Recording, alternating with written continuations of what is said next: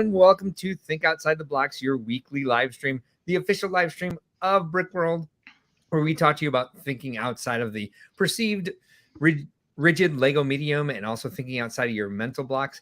I am one of your hosts, Mark Larson, Chief Brick Officer of Brickworld, and this, of course, the guy on my left, there he is, over here, is your favorite host, Ben Hauger. Ben, how are you doing this week? I'm here. I'm ready for my favorite part of the weekend. Yeah, same. Where we talk about all kinds of Lego silliness. And we've started a theme where we like to take a letter of the week and use it for all of our topics. And making its third appearance, a triple threat, the letter S yet again. Yeah. We can't stop it.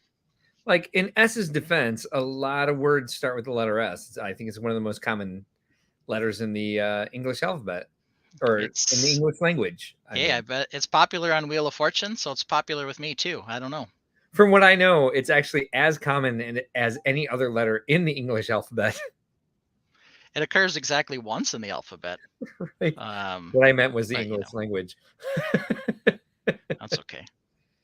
Cool. Hey, so we've got that's okay. We've got 2 people watching us, 3 now. Hey, welcome 3 of the tainted. I guess everyone's probably doing getting busy with the holidays, holiday madness. Yep. Yeah. Got exactly. a slow start on the chat, but double S for slow start. Slow start doesn't mean we can't destroy this week's episode and just completely rule it, beat it into submission. We will destroy it for sure. Destroy. Yes. Rob Claxton was the first here, and so far the only person to comment on the stream. Hey, Rob, glad you're here. But if you do like what you're seeing, may I suggest that you like and subscribe? I'm sure I have something here to ask you to do that. There it is. Yeah, you found it. Like the stream. If you like what you've seen so far, which why wouldn't you? Subscribe to us so that you get notifications about when we spontaneously go live like we did on Monday night to get all of the Lego set news in, because it was prolific last week. We live streamed for roughly 6 hours. 6 hours. Week. Another S. Yeah, it was a lot. I thought we would be on for an hour covering the Lego set news, so I had several other things planned. And then about 2.5 hours into it, I was like, hey, I have other stuff planned. You're like, I gotta go. I have a family. Yeah, I'm sorry to have ruined it for you. Yeah, no, you definitely did. We're hearing from Mike that he's not getting audio, but I don't think that's true, because I can hear you. Yeah, I can also hear you. Yeah, and everyone else, Eric's saying good stuff always. Hopefully that's in response to what we were just talking about. Eric Haney is here. Can you hear us, Eric? Also, Karen Anglican John is back. She's Karen E on Discord, and I was just like, oh, welcome to the stream. And I was just like, oh, if I'd have seen that last name, I'd have known right away. Exactly. From what's it? Archlug? Gateway Lug. Gateway. And Deez is also here. Deez, can you hear us? We're trying to see if the audio issues are on one person's side or on all of our sides. I assume that good job, Mark, means that she can hear you and hear you pronounce her last name. Gateway Lug, I think is what she meant, because I came up with it without checking. Yep, Karen E. Gateway Lug on Discord. So yeah, looks like yes, I hope means that they can hear us. Yes. So Rob Ben confirms. Before I forget, I was going to ask you if you were interested in a segment like this. And speaking of S for segments, I'm also wondering if the chat during the evening, if you could tell us, as we go into the new year, we're getting ready for it. Oh, wait. We have an S for special guest, Jesse's Bricks Galaxy, who he and I need to be on the same stream at some point, right? Yeah, that would be crazy. We can easily try host this one night, Nice, maybe you two are the same person. Yeah. Which is why you don't appear on the same stream at the same time. Never seen us in the same stream at the same time, unless you check out Friday Night Bricks, which we've oftentimes been on the same stream at the same time. I don't check that. Well, I do, but only to troll Reed, but that's okay.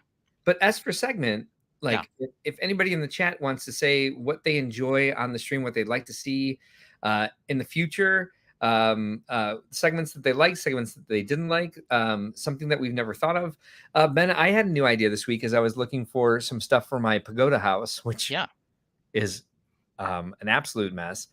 It's a S for sloppy mock, but it's a work in progress, and that's why we think outside the box, right? I thought of this. Like, could we play a game where I say showed you a set of stickers, 2S, Mm-hmm. 2S is there for that, and you tried to tell me what set it was from? That would be interesting. What about this one? Well, I couldn't tell you the exact set. I know it is from the is it that the tank from that E for E? Yeah, Exoforce. Is that what they Nailed were? it. Exoforce. And that tank, very orange, Yeah, was very very orange. cool. You probably got a lot of those. I know I got at least one. Yeah. And they had some nice stickers. And of course, the sticker sheet is oftentimes referred to as the stupid sticker sheet, triple S. Yes. So lots of S's on that game. And what's one of your least favorite acronyms? I believe it's S for stamp. Stamp, stickers across multiple parts, which LEGO has stopped putting them actually physically across multiple pieces, but they still love splitting it and breaking up a word between two tiles or something, which is always like Gring interesting. Or Grin Gots. You know who doesn't mind stamps is the Blockleverse. Yeah, no kidding. They don't mind it at all. Dees makes this suggestion. I think we should do a crash course for LEGO noobs. And we have done that once before. We talked about a lot of acronyms on one of our old shows, but it is something to bring up again, because I think there are some other terms that we didn't really discuss, like dark ages, or how we describe or talk about certain parts, like what's a plate versus a brick. We just did acronyms. We just did a lot of acronyms. Yep. What do we call that segment? It was something like, it was like, have you heard of it? Or is it new? Or something like that? I think it was Say What. I think it was on an S. Yes. Good call. Yeah. And our response was, if you've never heard of this, you say what? And we had quite a few say whats. There were quite a few. Mm-hmm. And we did it in unison, and it was beautiful to hear like two baritone guys try to be like, say what? Like, yeah, I think we harmonized well together in our baritone-ness. Yeah. D says we must show the new LEGO fans the way. Okay. Agreed. That's what Brickworld is all about. So I 100% agree with this. Maybe we start off the new year with that. We could. It's new year resolution is teach some non-LEGO people about the LEGO world. New year, new fans. New year, new you. Aw. New year, new us. New year, new stream. New year, new we. New year, new Switch. New year, new Animal Crossing title. Let's get it. Aha. Let's make this happen. New year, new sets. We know that for sure. So without a doubt, we'll have our opportunity to bring in some, as I've heard them called before, normies. Some normies. Join us. Join us, normies. All right. So what's up first? I think it was like sloppiness or sculptures. Is that right? You're close. The actual first thing to bring up is seriously? Sketches. Yeah, we're doing that again. Sketches and sculptures. And then I want to talk some movies today. Okay. Because it's the holiday season. A lot of people have their traditions where they watch a certain movie. Perhaps you do, perhaps you don't. We can get into that. Perhaps. I also want to talk about sequels, not just the letter S, but movie sequels or other sequels. Mm-hmm. And then we've got a couple more sets to talk about that we haven't covered yet, including a new one. Mm-hmm. And then we'll talk about next week where we might have a special start because of holiday joy, but we'll talk about that. We might have a special start next week. Yeah. Yes, correct. So Dee's suggests, as for suggests, around New Year's they do top 10 lists. There's endless opportunities, or there's 10 opportunities per list. That's true. That's true. 10 reasons I hate Yellow Castle. We could probably come up with something. I don't know. But of course, topic one, which is sketches and sculptures. We can talk about what we're building right now. Do Good you want to thought. go first this week, or? Yeah, let's do it. All Well, right. here's the thing. I didn't test my camera first, so let's see how it's going. This is odd. How often do I go first? I don't know. We're gonna try it out. All right, there it is. There we go. You've got some updates on this sketch model here for sure. Yeah. Yeah, and I had to pull the sketch model apart in order to make it happen. Um, but I'm not crazy about where we're at. Give me a second while we're talking about it. I mean, actually, while I do this, I need to move the light Okay. because I'm down to one. My my second light shorted out finally. I knew it had some flood damage to it, but it finally just like it won't do a damn thing now. And so it's on my S for Santa's wish list. Dear Lord, what's happening back there? So hopefully I'll get a new lighting system for Christmas. Ooh. As I do this, what any initial responses? I know it's hard to see because it's focused at the center section, Yep. which is the least done at this point. Well, you've got a lot going on here still. There's a ton going There, on there. there's plenty to talk about, so I'm not going to pretend that there's not. There's one thing that I noticed right away Yes, sir. that I want to ask about, which is Hold on. Gravity and inertia are finding me once again. My nemesis. your nemesis, your Yes. nemesises, Nemesisizes. nemesis. Yes, those. I don't know if any of those are words, but we're gonna go with them They're anyway. all words now. Okay, so in the corners, on the outside corners, that's kind of hard to describe on this because you have many an angle. There you go, those two right there. Yeah. So what's going on with sort of the missing plate or brick or whatever it is right next to Well, the pillar on both sides? I can tell you what's going on with that. D's Bricks is bringing those 1x2 corner tile in dark blue to Holiday Joy for me to fill those spaces in with. I see. That's what's happening there. I see. Good question. Thank you for catching it immediately. I see. Well, I could see a little gap there, and I was just kind of like, "That's interesting." I Yes. doubt that's a choice, but who knows? Yeah, check And this out. He's and already D got them packed. says they're already packed. Yep. And Rob Claxton says, have D's on the S for stream. While we talk about Lego, D's can sell Lego at the same time. Yeah, that's not a bad idea. If we need someone to fill space, D's knows how to do it for sure, and we can help promote D's. Yeah, we can always have a special guest on our special stream. Double S for special guest. Yes. Then I see we've got two different types of windows going on here. I'm sure it's a, which do you like better type scenario that we'll probably get into at some point. Do you want to start there? Because I can just Sure, let's do it. Okay. Let's do it.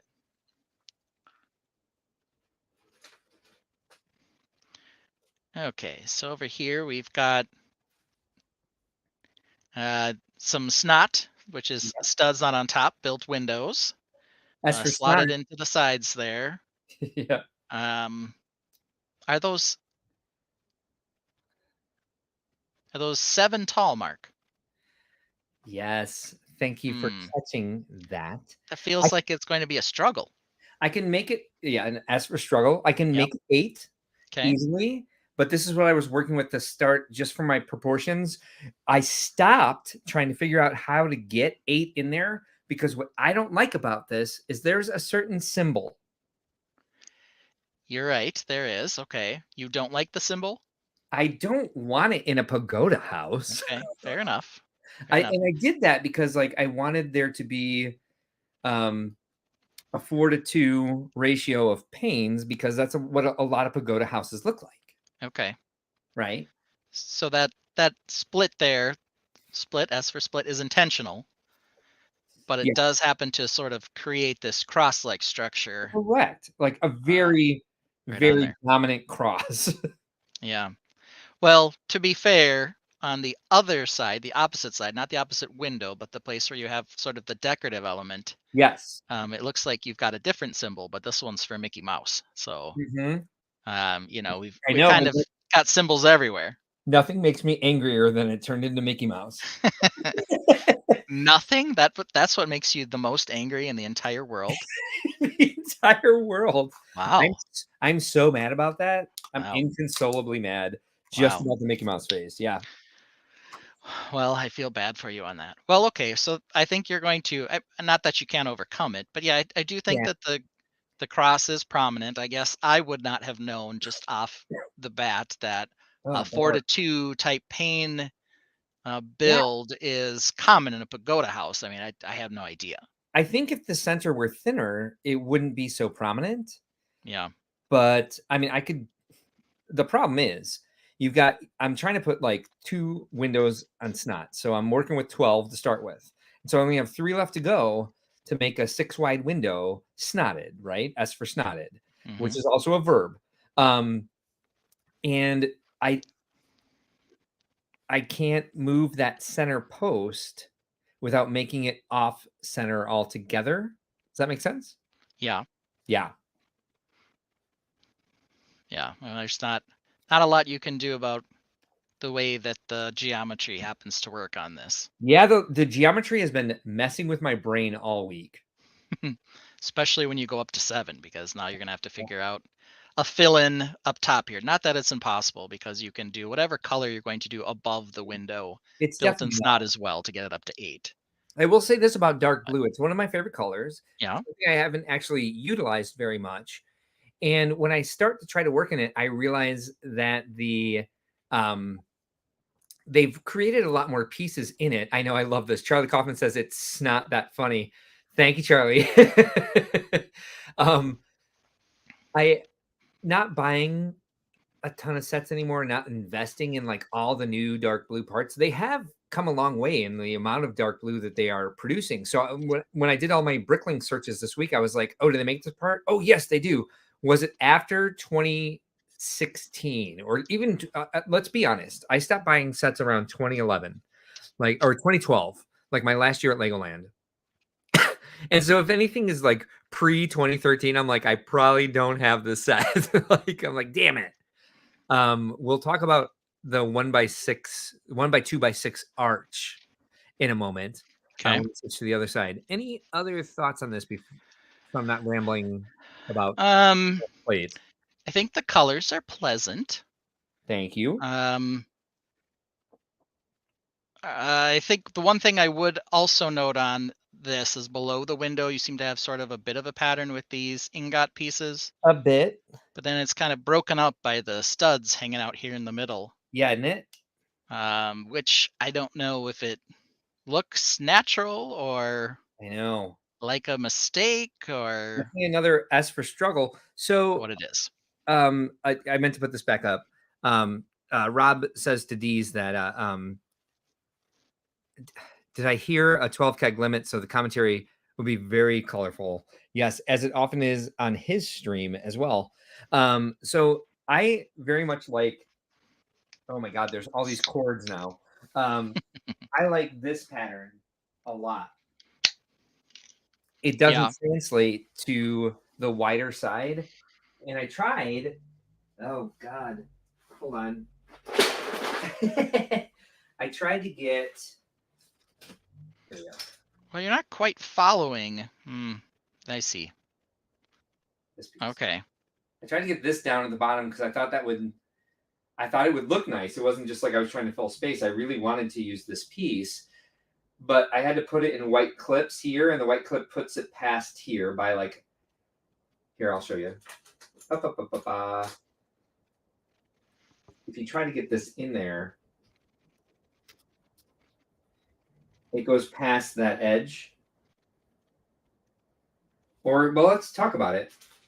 How do you like it? And it doesn't need to come from, it can come from the center, which is where I originally wanted it to come from. Mm-hmm.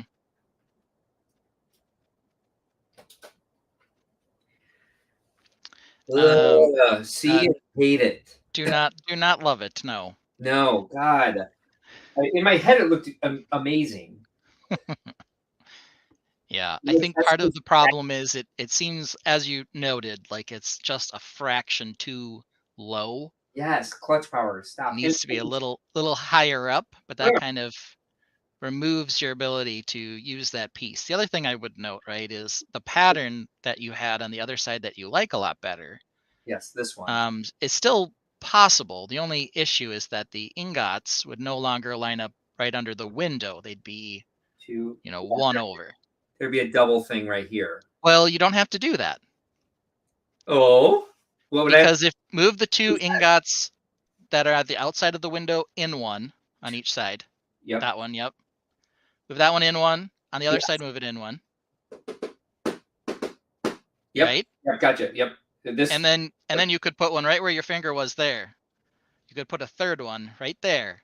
Then it would be more matchy to your other side. It's just a little different. Something can go in the center here to kind of offset that, and it would could if you wanted it to. Yeah, I probably would, to be honest. Your other option, of course, is you could put two jumper plates right under the window and put one right in the middle. Yeah. Oh, jumper plates. How did I forget that those existed? I don't know. There you go. Just a couple ideas if you're still trying to use a similar pattern there. Yeah. Um, because something could even come out here, like as like a flower box or something in front of the window. Yeah. But like they would stop here, and then something would come out underneath all of this. Again, because these are just tiles here, so I can do anything I needed to with it. And we're not like the cross annoys me so much more when I see it on the camera.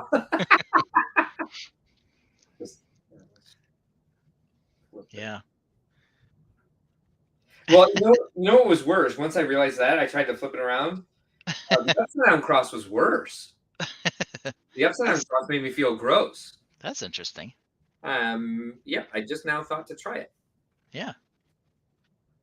Kind of some broken panels, or like one's open on one side or something. I don't know. I mean, it doesn't.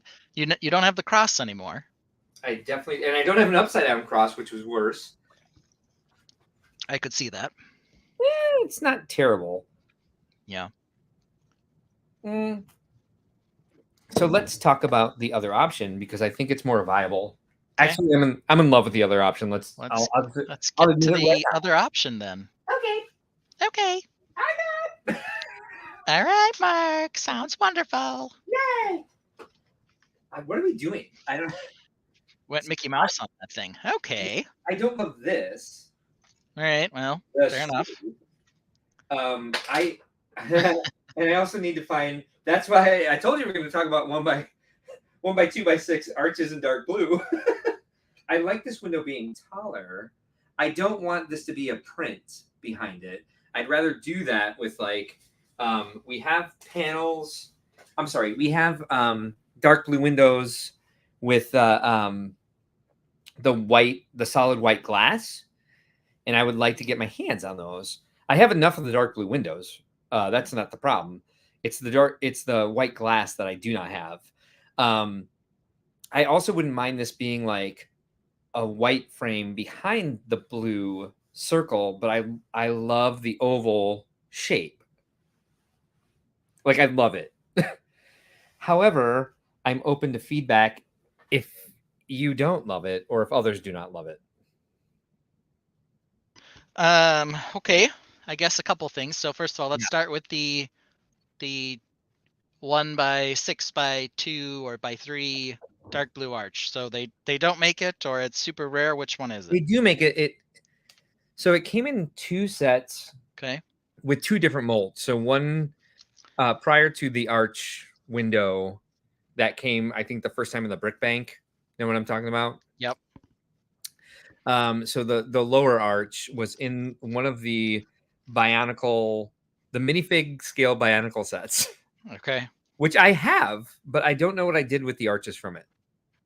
So I can't play with it to figure this out. However, the other one that does fit that arch window was in the Friends like Continental Hotel or something like that. Okay.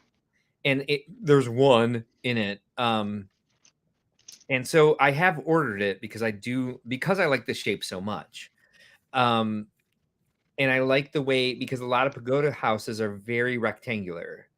And so I like what it's doing and I wish I would have been able to go one more level, or well, basically two more levels, like one more snot level, um, to kind of finish off what I wanted to do with the top. But I think in moving forward with this, um, I think another portioning of the lavender area would really help bring all this together, because like pagoda houses are kind of like all rectangle, rectangle, rectangle. A lot of the windows are too, but I really, really like the oval window in the middle of all this, because it looks very pagoda-esque to me, I guess I would say. I like it better than the square window, at least the one that I've worked with so far. But that's what I think about it. What do you think about it? Yeah, I like it. I think it does need something behind it. Uh, I don't mind this idea that you're working with here, except that I think what you might need to consider Yeah. is is it possible to make the window maybe taller, Yes, it definitely is. and still keep that oval shape? I don't know if you'll like the oval Yes. as much if it's stretched, Here, I can show this. but if you stretch it a little bit, Yes. and you can get the top and the bottom of the window behind its frame or something, I think that could be an interesting look. I do want that. So I'm ready to show that. I may need to dig through a couple things. Brick Orphanage is here, by the way. These Bricks is laughing about, if he was on here, it would endanger his liver. Oh boy. Like, that's all right. We don't need to drink that much on the stream. I've learned that in the past. And they're riffing off each other there in the chat as well. Give me 1 second to find these one by ones. And my dark blue is just kind of like sort of sorted, but at least it's in one place. Well, that's half the battle, is to get it all in one place. Yes, I was just about to say that. Yeah, so I think kind of where I would go on this is you don't necessarily need that blue arch. I believe the 1 by 6 by 3 or whatever it is arch is the mirror image to what you have flipped over, but you could still do this if you use some sort of clip and bar on the inside to hold it in. Oh yeah.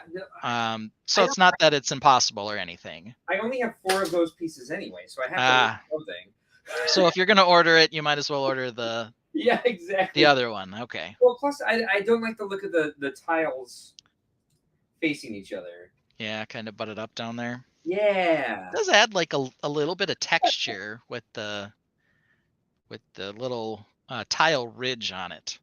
I like the tile ridge. Thank you for being able. I'm happy you're able to see it. Well, I mean, you always sort of get that with tiles there. There we go. Look at that. Yeah. Oh, yay. Okay. Yes, 100%. So do you like that? Just like, I know that we have problems with this other window, but is the oval one more appealing than the squared off one? Yeah, the squared off one sort of bores me for a couple reasons. Boring. Yeah. I think if you were arranging it in the same fashion, I also wonder what would happen if you were to put that squarish 4-2 window behind your blue oval now. Does it give off a pleasing appearance in any way, or does it just kind of look like a mess? Well, that was definitely one of the options that I had. Yeah. Look at it wiggle and bounce as I move it. Way to go, Gravity! You're working with me this time. So I'm going to go ahead and my fun struggle of the week was organization, because of the flood. As I say on this live stream every week, the flood was a pain. Not a surprise to anyone. But my big thing was this week there was a bunch of parts that I've ordered on PickBrick that I couldn't find. I'm like, these are the most recent pieces I've ordered, and I probably have them organized better than anything else, and I don't know where they are. And one of those things is the screen in the hey there, gave up.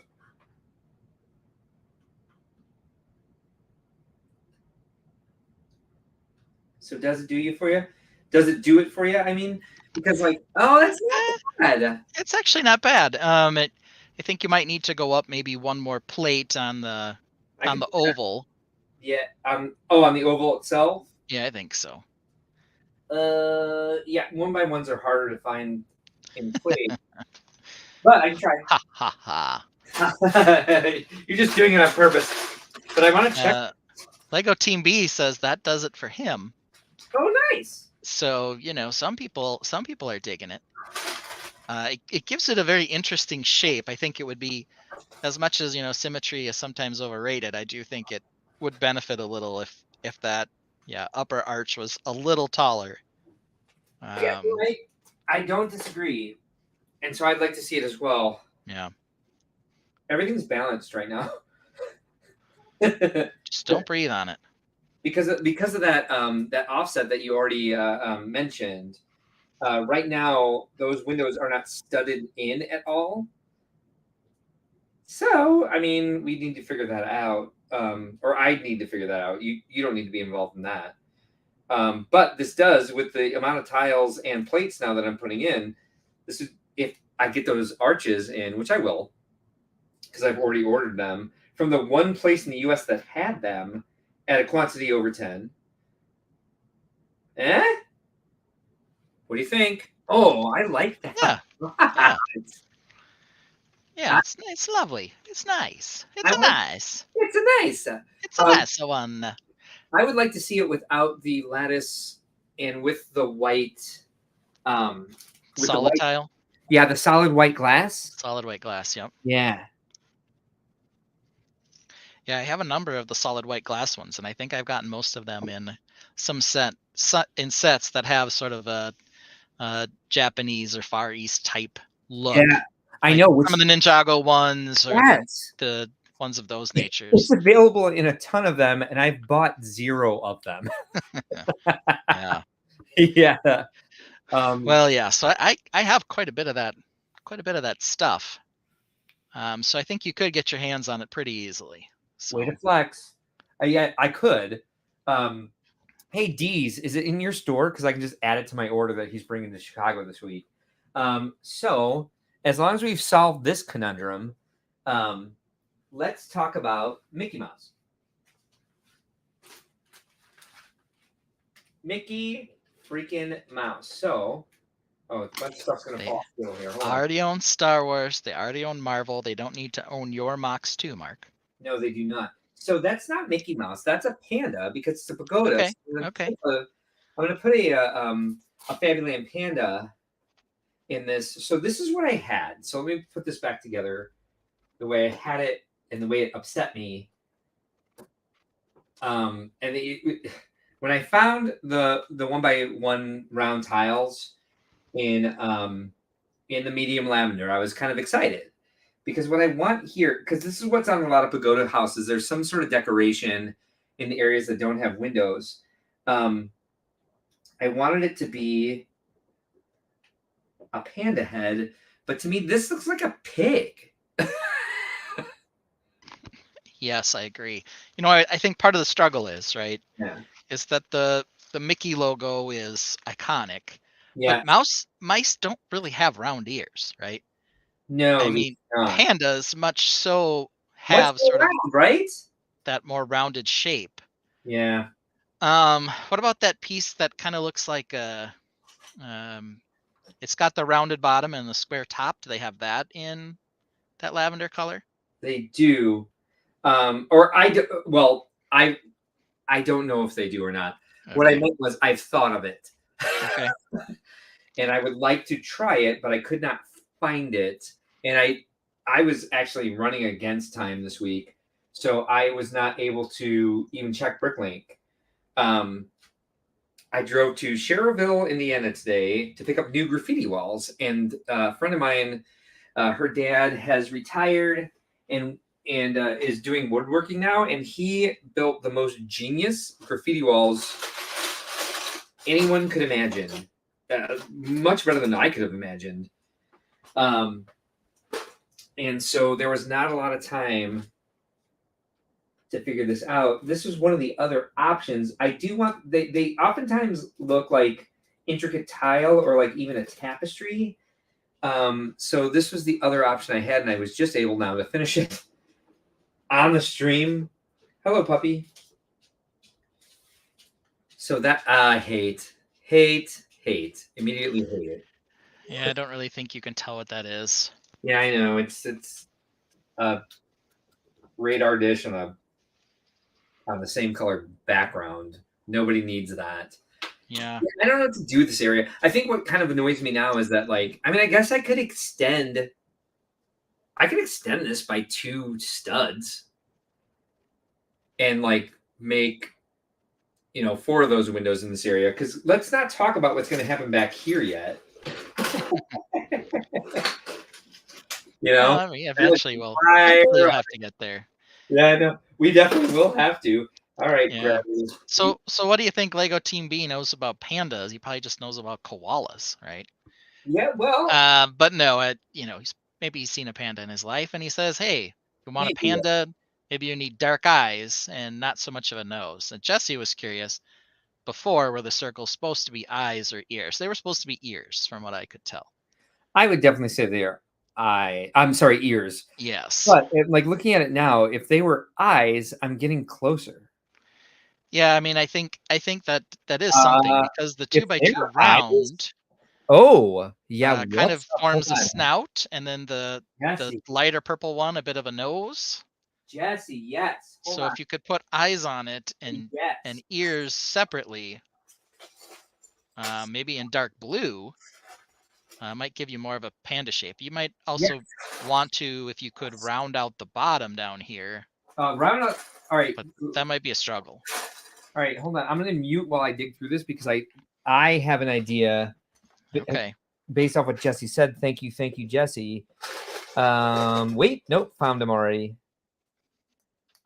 Wait, found one of them. All right, I'll try to be quiet while I sort. Oh, got it. All right, look at this. Look at this. Look at this. Look at this. If I do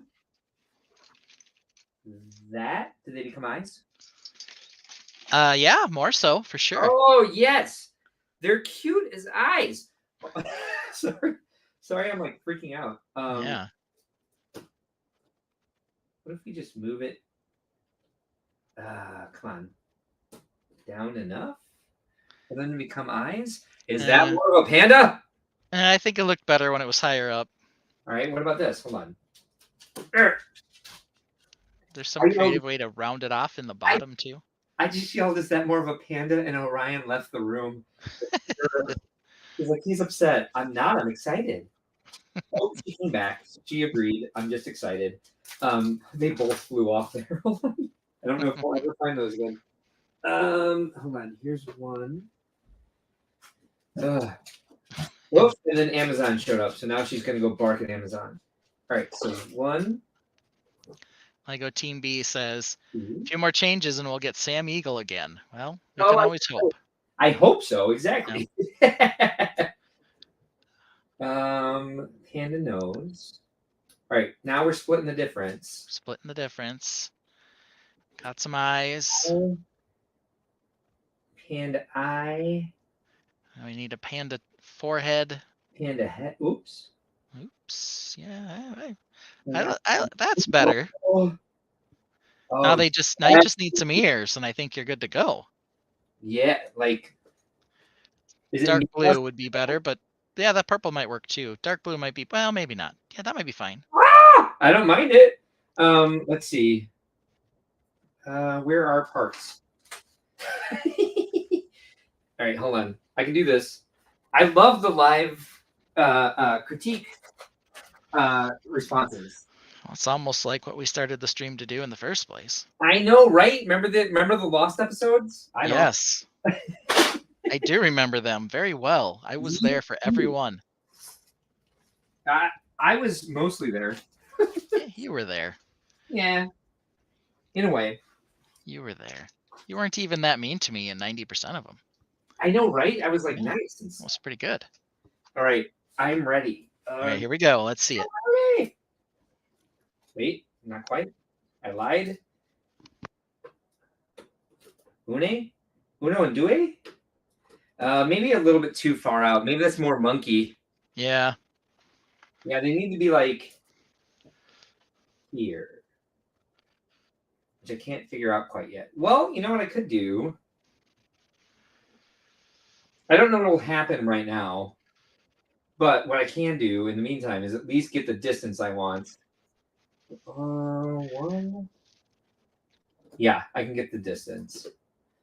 So if they lived here, what do we think? What do we think, Tainted? Oh my god! It's not bad. I do think that the bottom of the face could benefit from being rounded as well somehow if you could make that happen. Yeah. Like, But like yeah, this? Lego Team B says couple more pieces and Jesse's Panda is complete.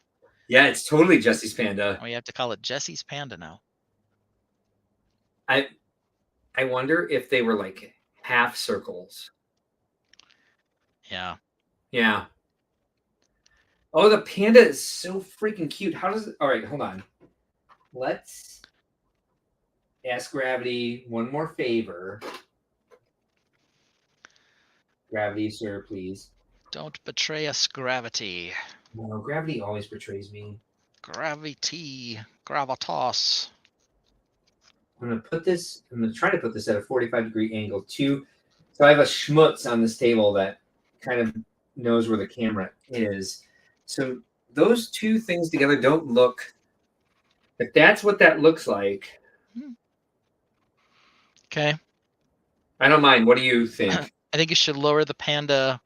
Yeah, by at least one plate. Yeah. Yep. And then sort of round out the bottom of its face if that's possible. Yeah, well, if it came down to here, it would give me more opportunity to play with the ears too. Yeah. I agree. Panda face. Hey, how fun was this? Yay. With all the struggle I had today with these, hey, Gravity. So I did a couple of cool things, by the way, that I'll use in other mocks with this piece, and I can't find it at the moment, the shorter one. Mm-hmm. I made some cool windows out of these. They didn't work with this. Like, here, let's see. Yeah, that was a favorite part of mine for a long time for Windows. Kind of a thing.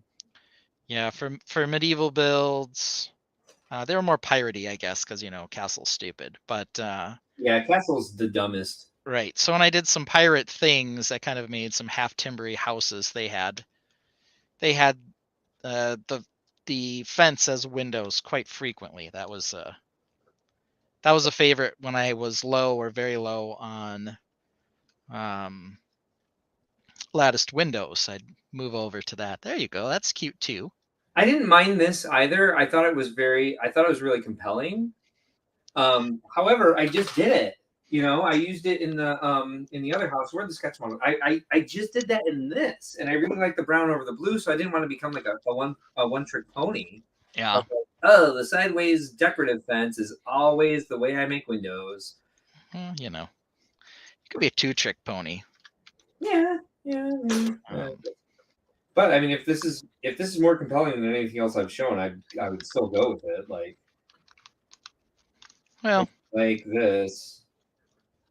I mean, you've used it in that sketch model, but you haven't actually built anything with that sketch model yet. So yeah, I did. Well, okay. I mean, you built the sketch model. There you go. Okay. See, it's all right. Yeah, it's even up here. It's this right there. Yep. Keep using it. All right. I'm obsessed with that fence piece. I'm obsessed with it. All right. Hey, you do you, boo. Well, I don't know. What do you think? Is this with the blue behind it? Because it would have to be like a screen.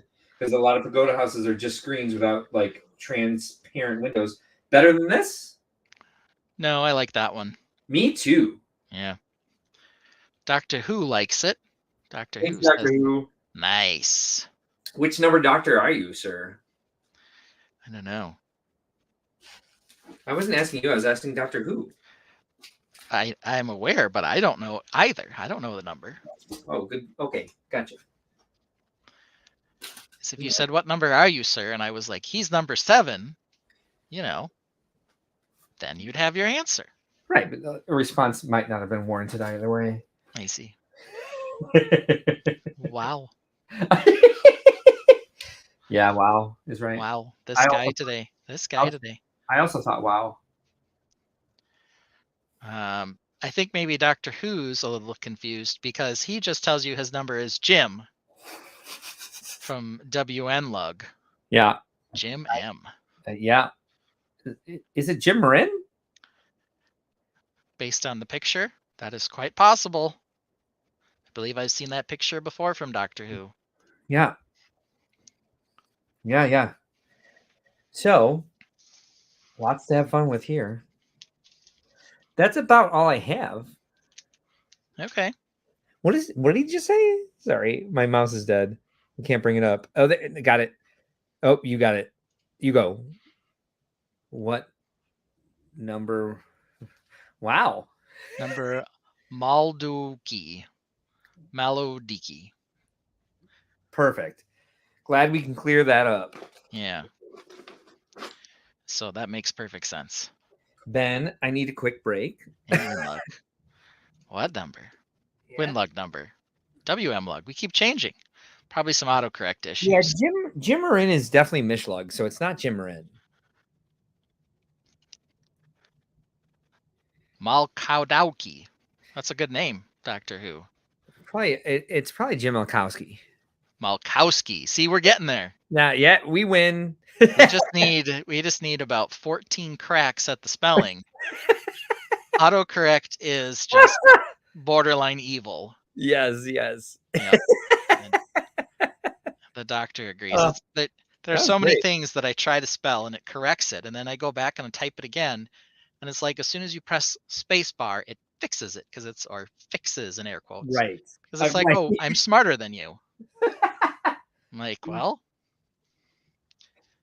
maybe you are, but I know what I'm trying to spell, and that's not it.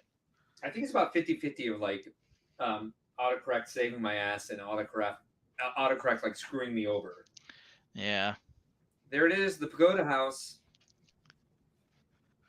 It's got a lot of work to do, but a lot of work has been done. This is like the ugly part of the process, I think. So I was thinking all week, I'm like, this is ugly. I'm tipping he's a future Doctor Who, as we don't know his number yet. Nor does he know his name. So yeah, he hasn't quite come through yet. He's also not sure what the number thing is. The number of the Doctor you are. Which Doctor Who number? Yes, Lego Team B is helping you out here too. Probably if you don't watch a lot of Doctor Who, then you maybe shouldn't have gone with that name. But I mean, WM Lug is one clue, but the other clue would be that he doesn't know how many doctors there are. He's probably not British. Probably not. All right, I'm doing the light thing, and then I'm going to take a break. Do you want to switch over your camera and do your sketch, or what's the name of the segment? Sketch or sculpture. We're just trying to figure out what it is we're doing here. Okay, this thing just busted through. So the adjustment on this one was rusted really badly, and now I can't get it to stay, and so it's the umbrella part is just spinning around. That's for spinning around. S for stupid umbrella. All right, why are we still on me? I'm putting you in. Okay, go for it. Oh wow! Look at all this craziness. It's the S for Spider Mech. We're moving over to the Spider Mech. Nice. I started working on mass producing my feet. I got most of the parts in to do that. Right now, if you look over at Spider Mech, who's been slowly but surely transforming from 6 legs to 8 legs, I've got enough parts for all 8 legs, but they're not all on yet. Hopefully, after we have them all, the Spider Mech will be stable enough to stand on his own. Stable to stand. So you can see 4 legs on this side. Then a central base here. Move up a little so we can see it. And then 4 legs on the other side. So that's what we're working on. You can see, of course, Heavy Pants Mech sitting in the background over here. I'm still kind of on pause on Heavy Pants Mech, largely because I'm just not quite sure what I'm doing with his environment yet. Kind of did a little more playing around with some of the kind of idea that he was romping through a burnt out or trashed building, but I'm not sure where I'm ending with that yet. But in the meantime, to sort of re-spark some imagination and creativity, I started working again on the Spider Mech. So the Spider Mech, for those of you who don't know, is I guess what I've been calling a chonkification of a mech that I built before that I felt didn't have enough, as I sort of described it, presence because of its scale, which I just felt was a little too small. So here's, Mr.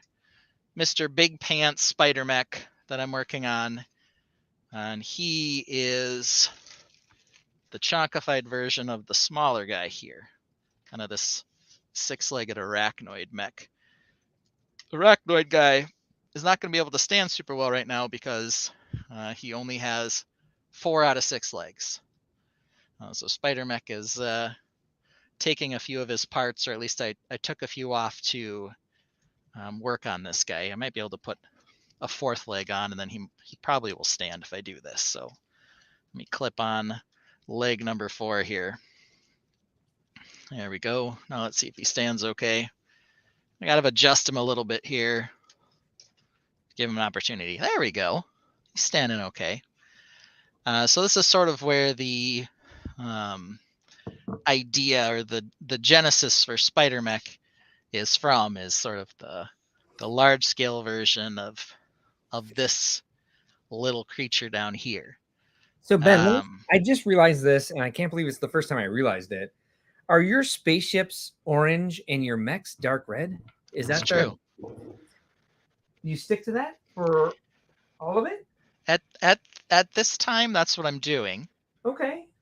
Doesn't mean that that'll always be true. Right.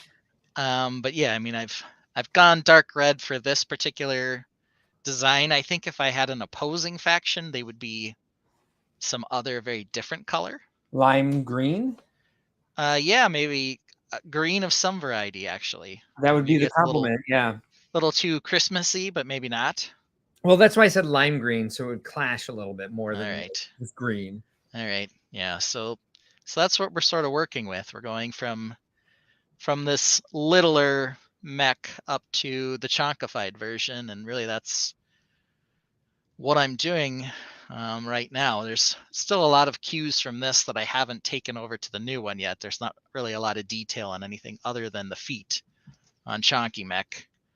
Okay. But when he's got all 8 legs on, yeah, I think that'll be a good place to start, at least.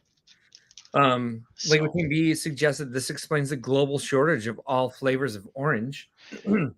Well, hopefully it won't be a shortage for too long, since orange seems to be the color of 2024 for LEGO. Yeah, no kidding. Based on what we saw in some of those set images. I have to thank Bill Bartley for getting in on the best doctor conversation here. A native-born American is actually aware of like the Dr. Hoovers because there's lots of well, Jesse as well. Look at there's Jesse. And LEGO Team B is of course deep in there. Doctor Who himself, who doesn't know what number he is, says he actually met Baker at the Doctor Who convention in Chicago about the mid '80s. All right, so you've got at least like the basic fandom. You're gonna, if you don't know the number of doctors, you're about it. You're gonna flip out when you find out how much has been done since the '80s on Doctor Who. There's a lot of Doctor Who discussion, and Doctor Who himself wishes very much that LEGO would do more Doctor Who sets. So can we get that? It's done the one Doctor Who set, right?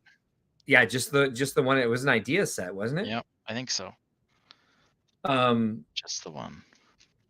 Okay, so he's kept up. He just didn't know that they were numbered. Okay, well, fair enough.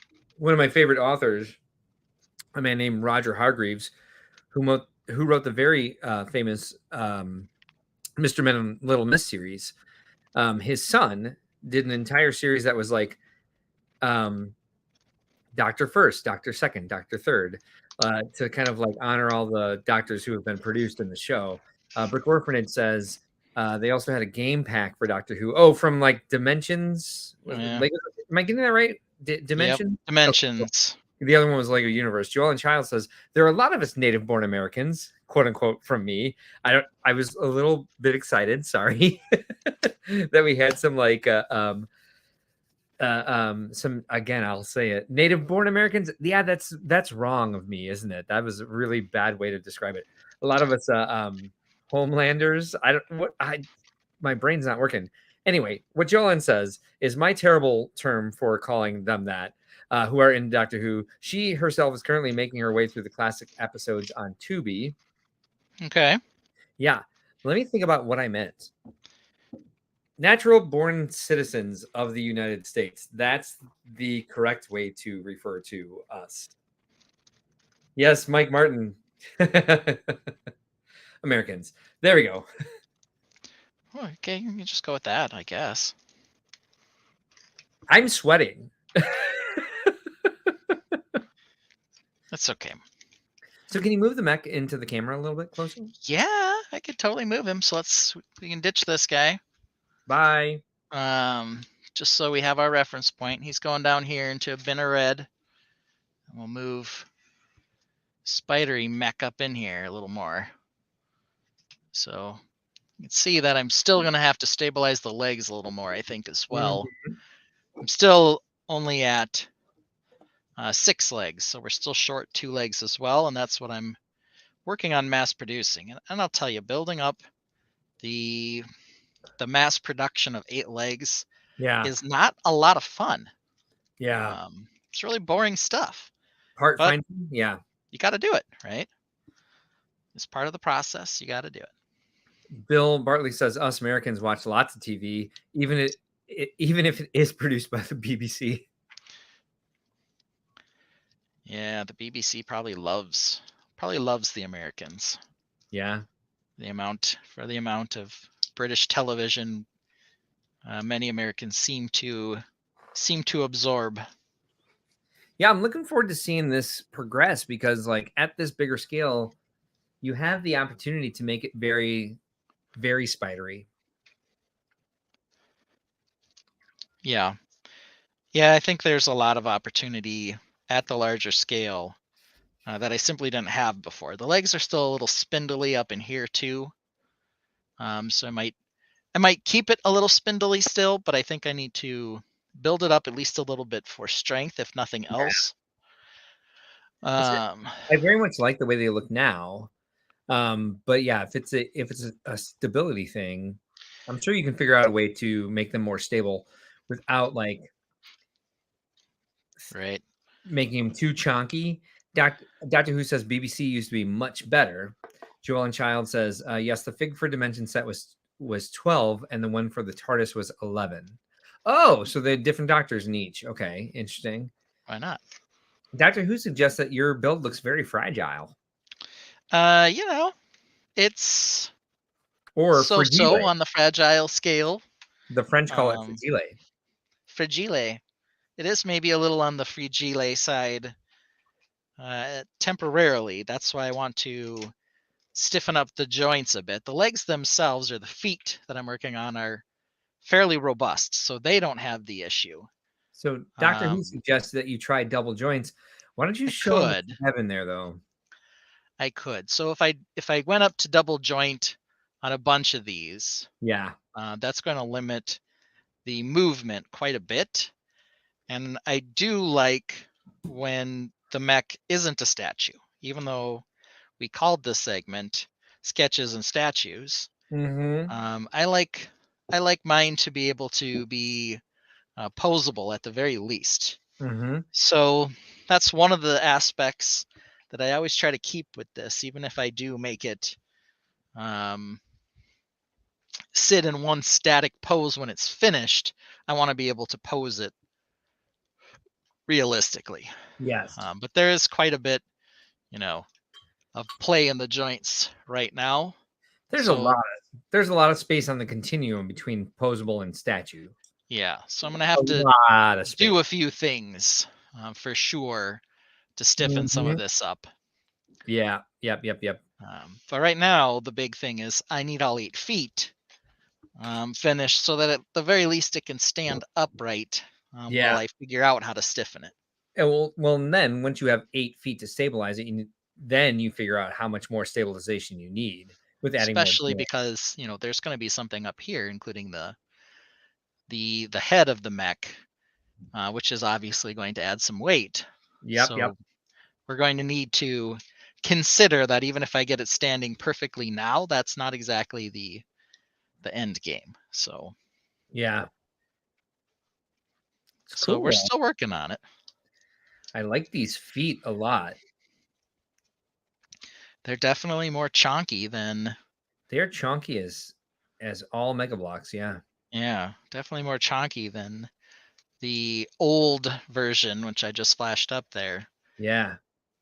Which was, certainly the intent was to make them chonkier. So. The way you have it stabilized right now and the way that all the joints are at different levels is a great look. Like when you get this on a terrain that it's like posed on, it's going to look badass. Yeah, and I'd like it to be stable enough so that I can at least lift one of the feet up off the ground, to make it look like it's moving. So there'll be some of that too. But yeah, right now it's standing on just 6 legs. These 2 in the back are completely missing. So oh, gotcha. Once I have those built, hopefully he'll stand up nice and straight. Still probably wobble a little, but hopefully continue standing. Well, thank you for clarifying, because when you said there's only 6 legs, I'm like, I count 8. There are 8 spots for legs. Nice. For sure, but back here, they are missing. Yep, gotcha. They are missing at the moment. And you can see he's definitely struggling to stay up with only 6 legs. Yep. Though the other ones are in some form of completion. They're not all done yet. I'm missing some parts for the hinged foot and a couple other bits. So he's not quite ready to be firmly planted down yet. But we're working on it. Wow, both of those look really cool. The one without the curved, the pincer look of that is kind of awesome. Yeah, it's not bad. And then when you pull that toe claw out, wow, does that look very insectile and cool, or arachnid and cool? So it'll be able to flex a little bit when it's down there. Oh, wow. When I have the terrain built, when I eventually get to that, it can be gripping on things and whatever else. So it's kind of a nice little thing. Also working to make sure that I have these tire pieces on the back of each foot. Yeah. See them over here a little better. There's one little tire piece to keep it from slipping. Yeah. So we're just trying to do some things to make sure that it does stay in one place when it is complete.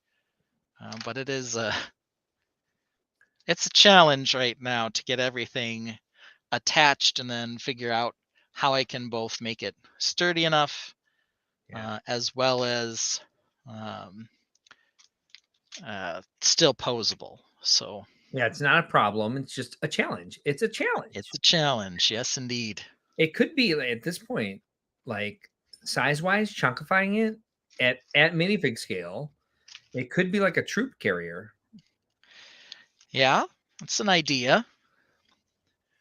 Yeah, we kind of got the Mr. Heavy Pants mech scouting in advance or being your main battle weapon, and I suppose I can even keep the littler version.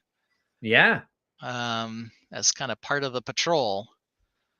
Though this is sort of the hope and the idea, as we've always started with, is that the littler version was good inspiration for something that's a little more substantial and sort of represents my style a little better. Yeah, Doctor Who asked a question that I was wondering about as well. Whoops, nope, he asked a couple of them. Um, he's asking if you're going to put on S for scary looking pincers. And that's one of my favorite facts about spiders. No matter the size, they all have fangs. You can put some fangs and some giant eyes on this. Like, well, they'd probably be sensor arrays, but Yeah, who knows? who knows? Yeah. Well, I mean, it's just kind of what it looks like in its what would I say? It's semi-naked state here. This is just what it Yeah. looks like. And when I put on the rest of the cladding, it closes up. Yeah. And then he furthermore suggests that those pincers would be adjustable. And they are on springs. I know, but those are the feet. He's talking about the teeth, the fangs. Yeah. We'll get to that when we get up to the front. Right now, I guess I'm not sure. It's symmetrical at the moment. This could be the back or the front. No one's sure. It's weird, Ben. Sometimes like we can have a week and like just build a prolific amount of stuff. And then there's times where like we have a week and it takes us a long time just to repeat the steps that we want to double up. Like it might take me an entire week to like make those windows on my pagoda. It's weird the way our time slips away as Lego builders, as Lego creators, Yeah, as statue makers. scientists. Because I mean, especially when you're doing something where you need 8. If I Mhm. use 2 of a piece on each leg, that's 16. If I use 4, that's 32. If I use Yes, 8, I don't even want to know how many that is. But you right. got to find all those parts, and that's kind of it. Is Yes. I've got only one leg that's completely finished, and then I have several that are 85% finished. But then here's the last one, and it's missing a whole bunch of parts. Obviously, this is Right. hardly going to be a finished foot at the time, but there's the base of Yeah. it. So it's kind of floppy and sad at the moment. I get it. Yeah. But hopefully I can continue working on this one, and while I'm doing that, I can get some more inspiration for what I'm going to do for the base here. On the other one, I'm just not sure that I'm that I'm that I'm liking what it looks like now or what it's going to represent. So Yep. I hear you. we'll keep working on one thing and see if it can spur a spark on the other. Yep. So Double S for spur a spark. spur a spark. I've got an S question for you before we move on. What's up? Have you watched Squid Game? I have not. I kind of refuse to. Okay, so tell me why you refuse to. I'm tired of seeing death in media. Okay, well that's very specific. Yeah. And maybe I'm going through an existential crisis. Doctor Who Okay, says awesome. I don't know if he means Squid Game or if he means your Mac. hopefully the mech. I Do hadn't you? watched it either. Okay, so then why Uh, do you ask? well, I hadn't watched it either. Then they That's came out with oh, a he meant Squid Game. It's a okay. scary, mind-bending series. He says. Yeah, so I'll say a couple things about it. Mm-hmm. I watched it because then they came out with a reality competition or something, and my son was telling me that, Might also be sued. well, it's Yes. from the same people for sure. They Yes. like use the same sets and everything else. So I was kind of like, okay, if I'm gonna actually watch the silly competition, I might as well get familiar with the story. And it was a big thing, Yeah. 3 years ago or whenever. Oh yeah. Yeah. Yeah. So I watched it, and I definitely have some strong opinions Yeah. on the series itself as well. Not all of which are glowing, I'll say. Yeah. But after I watched it, and then I watched the reality series, I was like, or the competition series, I was like, I can't believe how stupid some people are. And Mm, we were going to talk about that, but since you haven't, we'll yeah. just have to do it some other time or something if you ever actually do get into it. Yeah. But There we go. and Jesse says Squid Game show and challenge pretty crazy. Yeah, they're both Yeah. pretty crazy. But there are certain things, and maybe someday, maybe Jesse and I can talk about it sometime Sure. about how aggravated I was at some of it because I was just like, people are Yeah. dumb. The chat can certainly chime in. because like there's certain sorts of things that are starting to annoy me in like modern storytelling, and one of them is just like the numbing our society to violence is it shows up Yeah. in our society a lot too, and so that sort of thing just kind of like I'm tired of seeing it, and I'm Yeah. watching so much specifically death happen in shows that we're supposed to care about. Like, Well, yeah. y- Squid y- Game probably not for you at this moment in your life. no, that's why I have not even wanted to watch it. It's Doctor Who says it's the crazy world we live in today, which is a vicious cycle because it's creating itself. Like we see more and more of it in video games and media and blah blah. I'm gonna get all old man cranky about this, but like it's also just like I just don't like to see it and think about it so much. Well, as it turns out, though, I had a second reason for asking you, Okay. and that is because the next topic is seasonal movies. Oh, so is there a Squid Game Christmas movie? No, Are but you a Hallmark guy? You watch okay. Hallmark movies? I do watch them with my wife. It is a ridiculous amount of fun because it's like Mad Libs.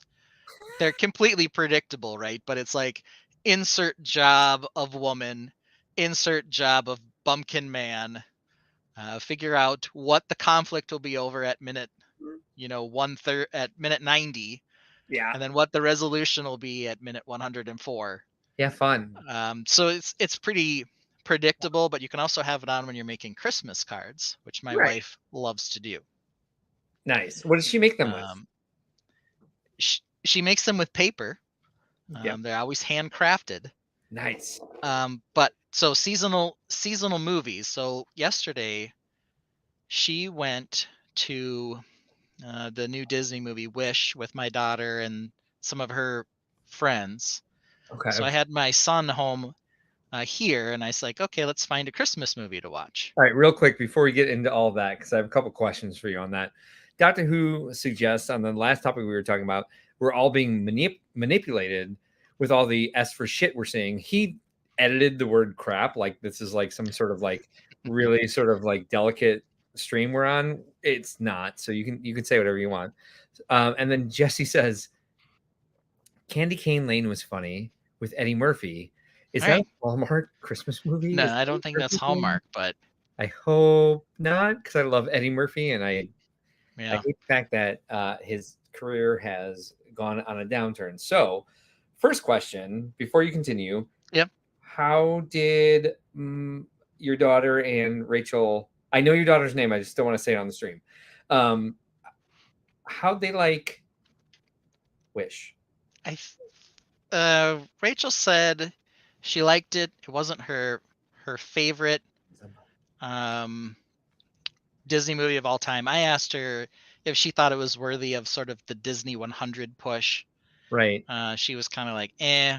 She thought Yeah. the art style was strange. I guess it was done in a way to look like all the backgrounds were watercolor or something like that. And I guess Rachel wasn't a huge fan of that for whatever reason. Okay. Um, but I think she thought it was fine. They weren't raving about it for sure, Okay. but Nobody is. I don't know. It's So like yeah, I think I it was feel like kind of a, oh yeah, sure, it's fine. We saw it. Disney and Marvel and Star Wars, all the same, are kind of like falling into this very like milk toast category where it's like they're trying not to offend anybody and in doing so not telling any compelling stories. Mm. Yeah. So you and Miles then did what?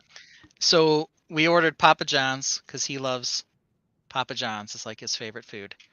And I was like, all right, let's find a Christmas movie. Let's find something we can bro out to while the girls are out. And I'm like, all right, here's one that I haven't seen in a long time, but it has some things that I think Miles might like. And the one that we settled on was Jingle All the Way.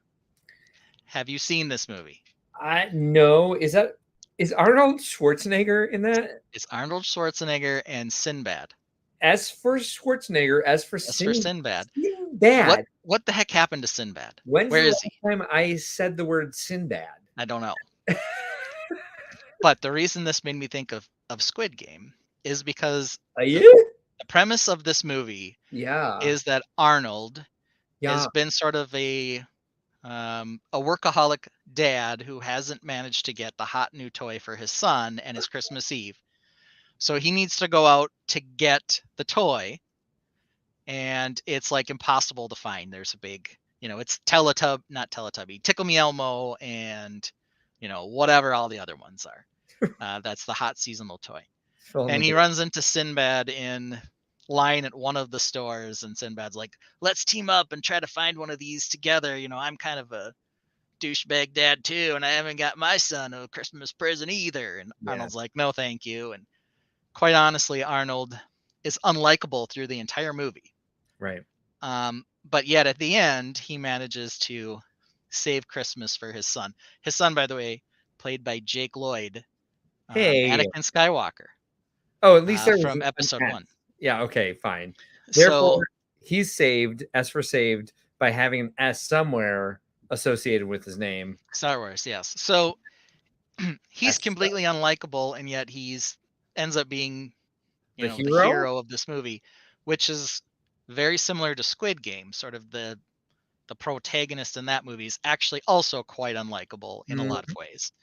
Not really a good person, and yet they come out on top, which isn't necessarily unreal, a bad thing, but it does make it harder to appreciate, especially in a seasonal movie. Yeah. When sort of this guy who's just a complete dummy who's just kind of messed everything up ends up lucking into giving his kid a great Christmas. A raging dick, as we like to say. Yeah.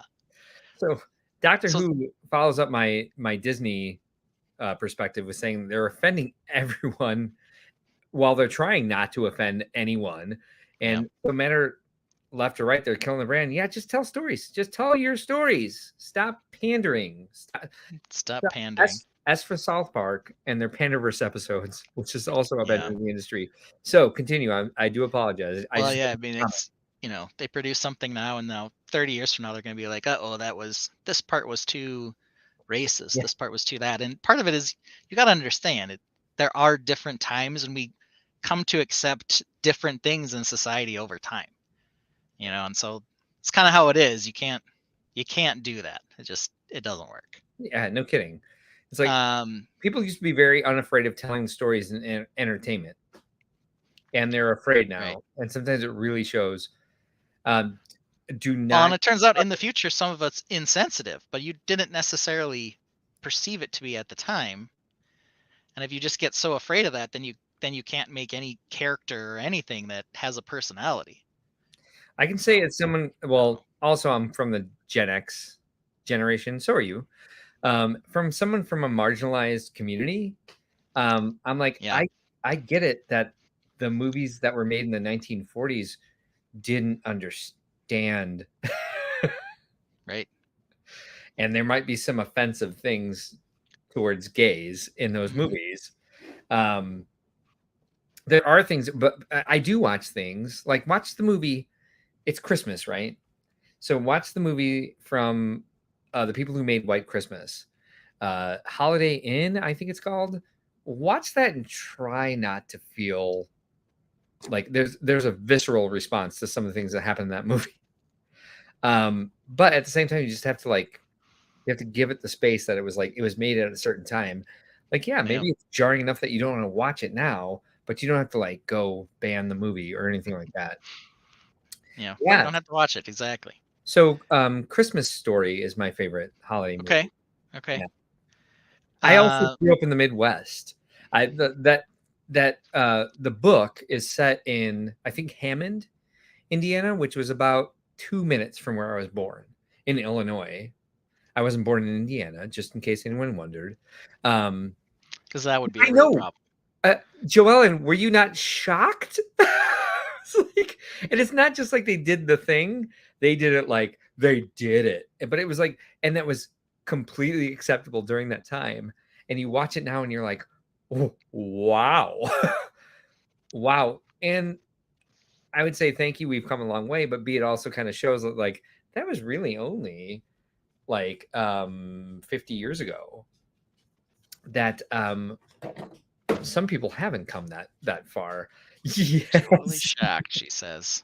I know. My mom was like, "We have to watch this movie because like we were watching Christmas movies, and it was me, my husband, and my mom." And she's like, "This is like a good one." She was like, "Oh, you guys might not like this next scene," and we were like, I haven't seen this one, so I'm gonna have to check "Oh this my out. god! Oh my god!" It's well, and it's super aggravating because the protagonist is like, by today's standards, like a complete misogynist. Like All right. he's so manipulative. Just that plot alone. I mean, it's going to be like way overshadowed by this one really horrifying scene. Like, that's supposed to be funny and supposed to be fun. Anyway, let's get off of this. Right. But it's not.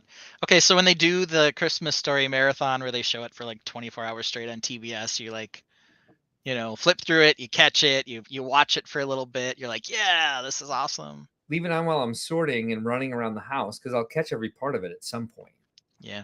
Yeah, You'll shoot your eye out, right? you will. You will. Yeah, there's a lot of parts of that obviously that ring true for any of us in the Midwest, like getting your tongue stuck on the pole, Yes. having so much clothing on that you can't even move, Yes. all 100%. that fun stuff. So a true classic in that Did sense. you grow up in Minnesota? I did.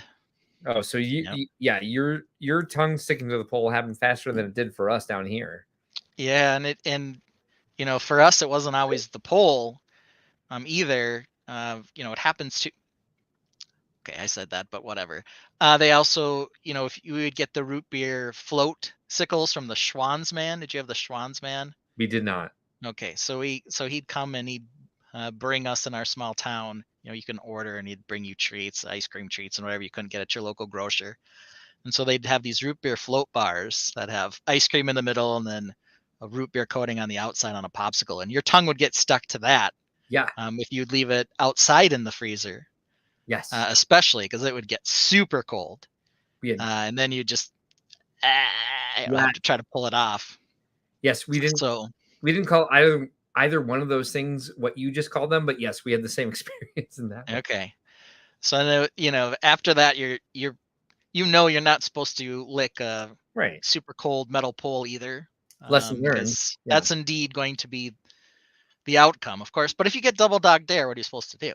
Well, it just it kind of became a thing that we were warned about when we were kids, where we were like, why would we even think about doing Why that? would you do that? Right? Like, why do you keep telling us this every time the temperature drops below 30? Joel and Child says the 24-hour marathon of A Christmas Story is a must for Mike in our house. Yeah. How about Christmas Vacation? I wasn't allowed to watch the National Lampoon movies when I was a Okay. kid, so I'm not All as right. connected to that one as I am to others. Big one for you? In my house, the one I think that everyone gets most jazzed up for is Home Alone. Oh, but Which what about Christmas Vacation? Is that a big one for you? No, my kids Yeah, are still too young for that. I yeah, know a lot of people love it. Home Alone's the big one. They yeah. also watch most of. I don't think that's controversial, Joel, and we can talk about it. Die Hard for sure. Die Hard 100%. Gremlins, maybe. I don't really associate Gremlins as much as Die Hard with Christmas. Yeah, I don't know why Gremlins got its way into this controversy, or controversy. I don't know why I said it that way. Conversation. Yeah, maybe that was it. But yeah, Die Hard 100%. 100%, no question. Yeah, that's still a great movie even today. I love Miracle on 34th Street. I don't know why. Which one do you watch? Do you watch the newer one with Mara Wilson No. or the older one? No, I do not watch the newer one, the older All one, right, I'm just asking. which has its like archetype problems as well. But it was for the time it was produced was actually kind of a little ahead of its time. Yeah. Um, controversial for a lot of people. Not in my house. We know Die Hard classifies as a Christmas movie. Yeah, same No with my question. entire family, actually. I don't let my kids watch it, but I'm gonna watch it. 100%. Someone in my life, I can't remember who, recently had a very, very strong opinion against. Wow. Yeah. I mean, And it's they're like, set at Christmas. right? Well, that was their You know, thing, is like the entire theme wasn't about it being Christmas. And I was like, they're at the Christmas party. fair enough, but Yeah. it's 100% a Christmas movie either way. The Yeah. entire thing. It's like he wears a Santa hat. You hear Christmas music throughout the entire thing. The limousine driver is sitting with a Christmas toy. What's his name? It's on the tip of my brain. It's about the family getting back together at Christmas. Yep. So he's trying to get home for Christmas and something Yep. gets in the way, and then at the end he gets to go home and have Christmas with his family, and his wife punches the reporter in the face. Mm-hmm. A typical Christmas It's how formula. they should. Argyle. Yes. Argyle, thank Argyle, you nailed it. Yes, he's talking to him. Argyle told him the trick about balling up his feet. Yes. To get out of the cramped feet from the plane. So yeah, I don't think it's a controversy at my house. I am gonna have to watch it though when the kids aren't around. For them, it's the Santa Claus series with Tim Allen, and then Home Alone. Barf. Those are two new for me. Okay, fair enough. They're also coming out with more recent ones, and after the kids have watched them like once or twice, they're like, I want to see right now. One of them is Christmas Chronicles, and I'm like, Oh, we've already watched Christmas Chronicles. Is that the Kurt Russell one? Yes. I'm okay with watching Home Alone 6 times, but if you try to put on Christmas Chronicles twice, I'm like, no. My big ones are the original Grinch cartoon from the 80s, 70s, whatever it was. Redone that one a couple times. And the claymation Rudolph. Okay, like, so you like the true classics. You're not a modern classics kind of guy. Saving Santa. No. I don't know what that is, but I might have to check it out. I don't either. What was the Ryan Reynolds, Will Ferrell one from last year? Spirited? Yeah. Like Spirited Away? No, Spirited. There's a Spirited Away, which is a different one. Yeah, Miyazaki. Yeah. So completely different. Not Christmas at all. Muppet Christmas Carol. There's a good one. Yeah. That's a good one too. Polar Express, honestly, the animation on that one creeps me out a little bit. Creeps me out as well. Yeah. I don't know why, but it does. Yeah, no Polar Express for me. Wasn't part of the appeal to that one, like they were doing a motion capture animation thing, like it was the first one. Yeah. Hooray. But it just kind of was strange. And Tom Hanks plays like 7 characters or something. I don't care. But yeah, the animation's kind of creepy. Indeed. The more I remember the Santa Claus movies, the angrier I get. Like, okay, I don't know. They're fine. They annoy me a lot. Home Alone, I would say Home Alone's a Christmas movie. For sure. Well, it's definitely a Christmas movie. Mm-hmm. He's in both the Home Alones. They're set at Christmas time. They're traveling for Christmas. Yeah. He wishes that because there's such a family gathering, he wishes them away. The second one's got the issue with him at the Christmas pageant. So yeah, I mean, it's very Christmas, no question. I don't remember the second one. Well, we'll talk about that in a little bit. So Doctor Who says that Polar Express is scary at times. Okay. Could be. Sure. I just kind of find it creepy. Good for that movie. But, whatever. I will say, I really enjoyed the Guardians of the Galaxy Christmas special last year. The Santa Claus movies have 2 seasons of a TV show that take place after the 3rd movie. It's on Disney Plus, I think. I have not watched those. Who cares? I might struggle to I don't ever want to get through that. Those. Yeah, I don't ever want to know that information again, ever. being a little harsh here, but that's okay. No, I'm being honest. I'm being harsh. All right. Hey, sorry. Seasonal movies are the thing. No. And I've got a crazy number of Hallmark movies on our DVR, like I said. Um, I so it sorry. it's it. Hey, you can hate them if you want. They're I don't hate funny. them. They're funny unintentionally. Just I always have to stop my wife and say, you know, obviously this woman who's the toy company CEO who likes making money is a bad person. everyone She's who doing watch everything wrong. everyone who So watches them says the same thing you're saying right now, I know. and yet they still why do so many people think that's so funny? It's not They that give it's up 90 minutes of your time several times a day. dude. They First of do it all, again in they July. pile up. They pile up. Mhm, So most of them we don't actually watch, for sure. But mhm. when you're making the Christmas cards, it's funny. How long does it take Um, you to make these Christmas cards? it takes a long ass time to make 100 Christmas cards. Okay, I had to stamp fair out enough. 300 snowflakes with a stamp. It makes my hands hurt as much as building Lego for 8 hours straight. Alright, Um, so you've got a little bit of a controversy brewing in the chat here. Doctor Who wants to know, "Oh my god, are you referring to that insane Santa Claus series?" And then Joellen says, "You watch one Hallmark movie." Oh, she hasn't responded yes, to him. duh, we know that. Every other right! This So is why not do people keep confusing. watching? It's not confusing. Here's Why the is other it thing. Here's the entertaining? other thing. Can you do these in They 30 seconds? they use the same actresses every Yes, year. they do. So there's a couple people, Danica McKellar, Lacey Chabert, Danica McKellar, good for her. She still yep, has a career. Jodie Sweetin. She It used to for that's a why while I be know her. Candace Cameron Bure, but now she moved to some other network to do the same thing. Sort of Christian And thing, there's got to probably. be another one, but I can't remember who it is. Anyway, they've got these, and then a bunch of you know double, triple F level Oh, girls who recycle through all these. I've watched these where my mom was like, "This one was based around this woman because she really plays the violin." And like, so this is really her. And I'm like, I don't care.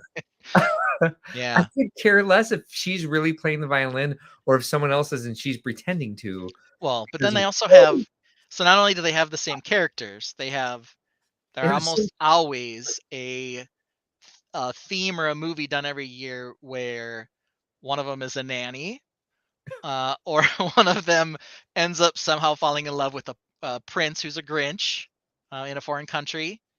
And of course sometimes it's it's a both. Brit. They're the royal nanny who falls in love with the Grinch prince in another country and turns his life around. So So my question is, they have repeat characters. they're not repeat characters, but Danica McKellar And seems to marry a prince every year at Christmas time. So I don't know. so I was misunderstanding something. Joellen says at Doctor Who, the Santa Claus movie series on Disney, yes. The Claus family series on Netflix, no.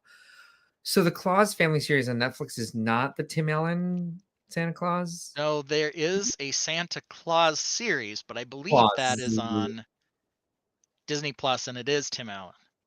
I don't know what this other one is. The Claus Family, which is on Netflix. I don't know that one. Oh my god. I was impressed that we got through our mocks in an hour. But where are we now? We're only on Where number 2. Great, let's move on, maybe. Why? Just kidding. I Just kidding, because here's what I want to talk about. Sequels. Here's the controversy. yeah, okay. That this now we have the controversy? Yeah. Okay, fair enough. Okay. Okay. So, Home Alone. You've just said to me, I haven't watched the second Home Alone, or I don't remember anything about the second Home Alone. It's obviously a sequel.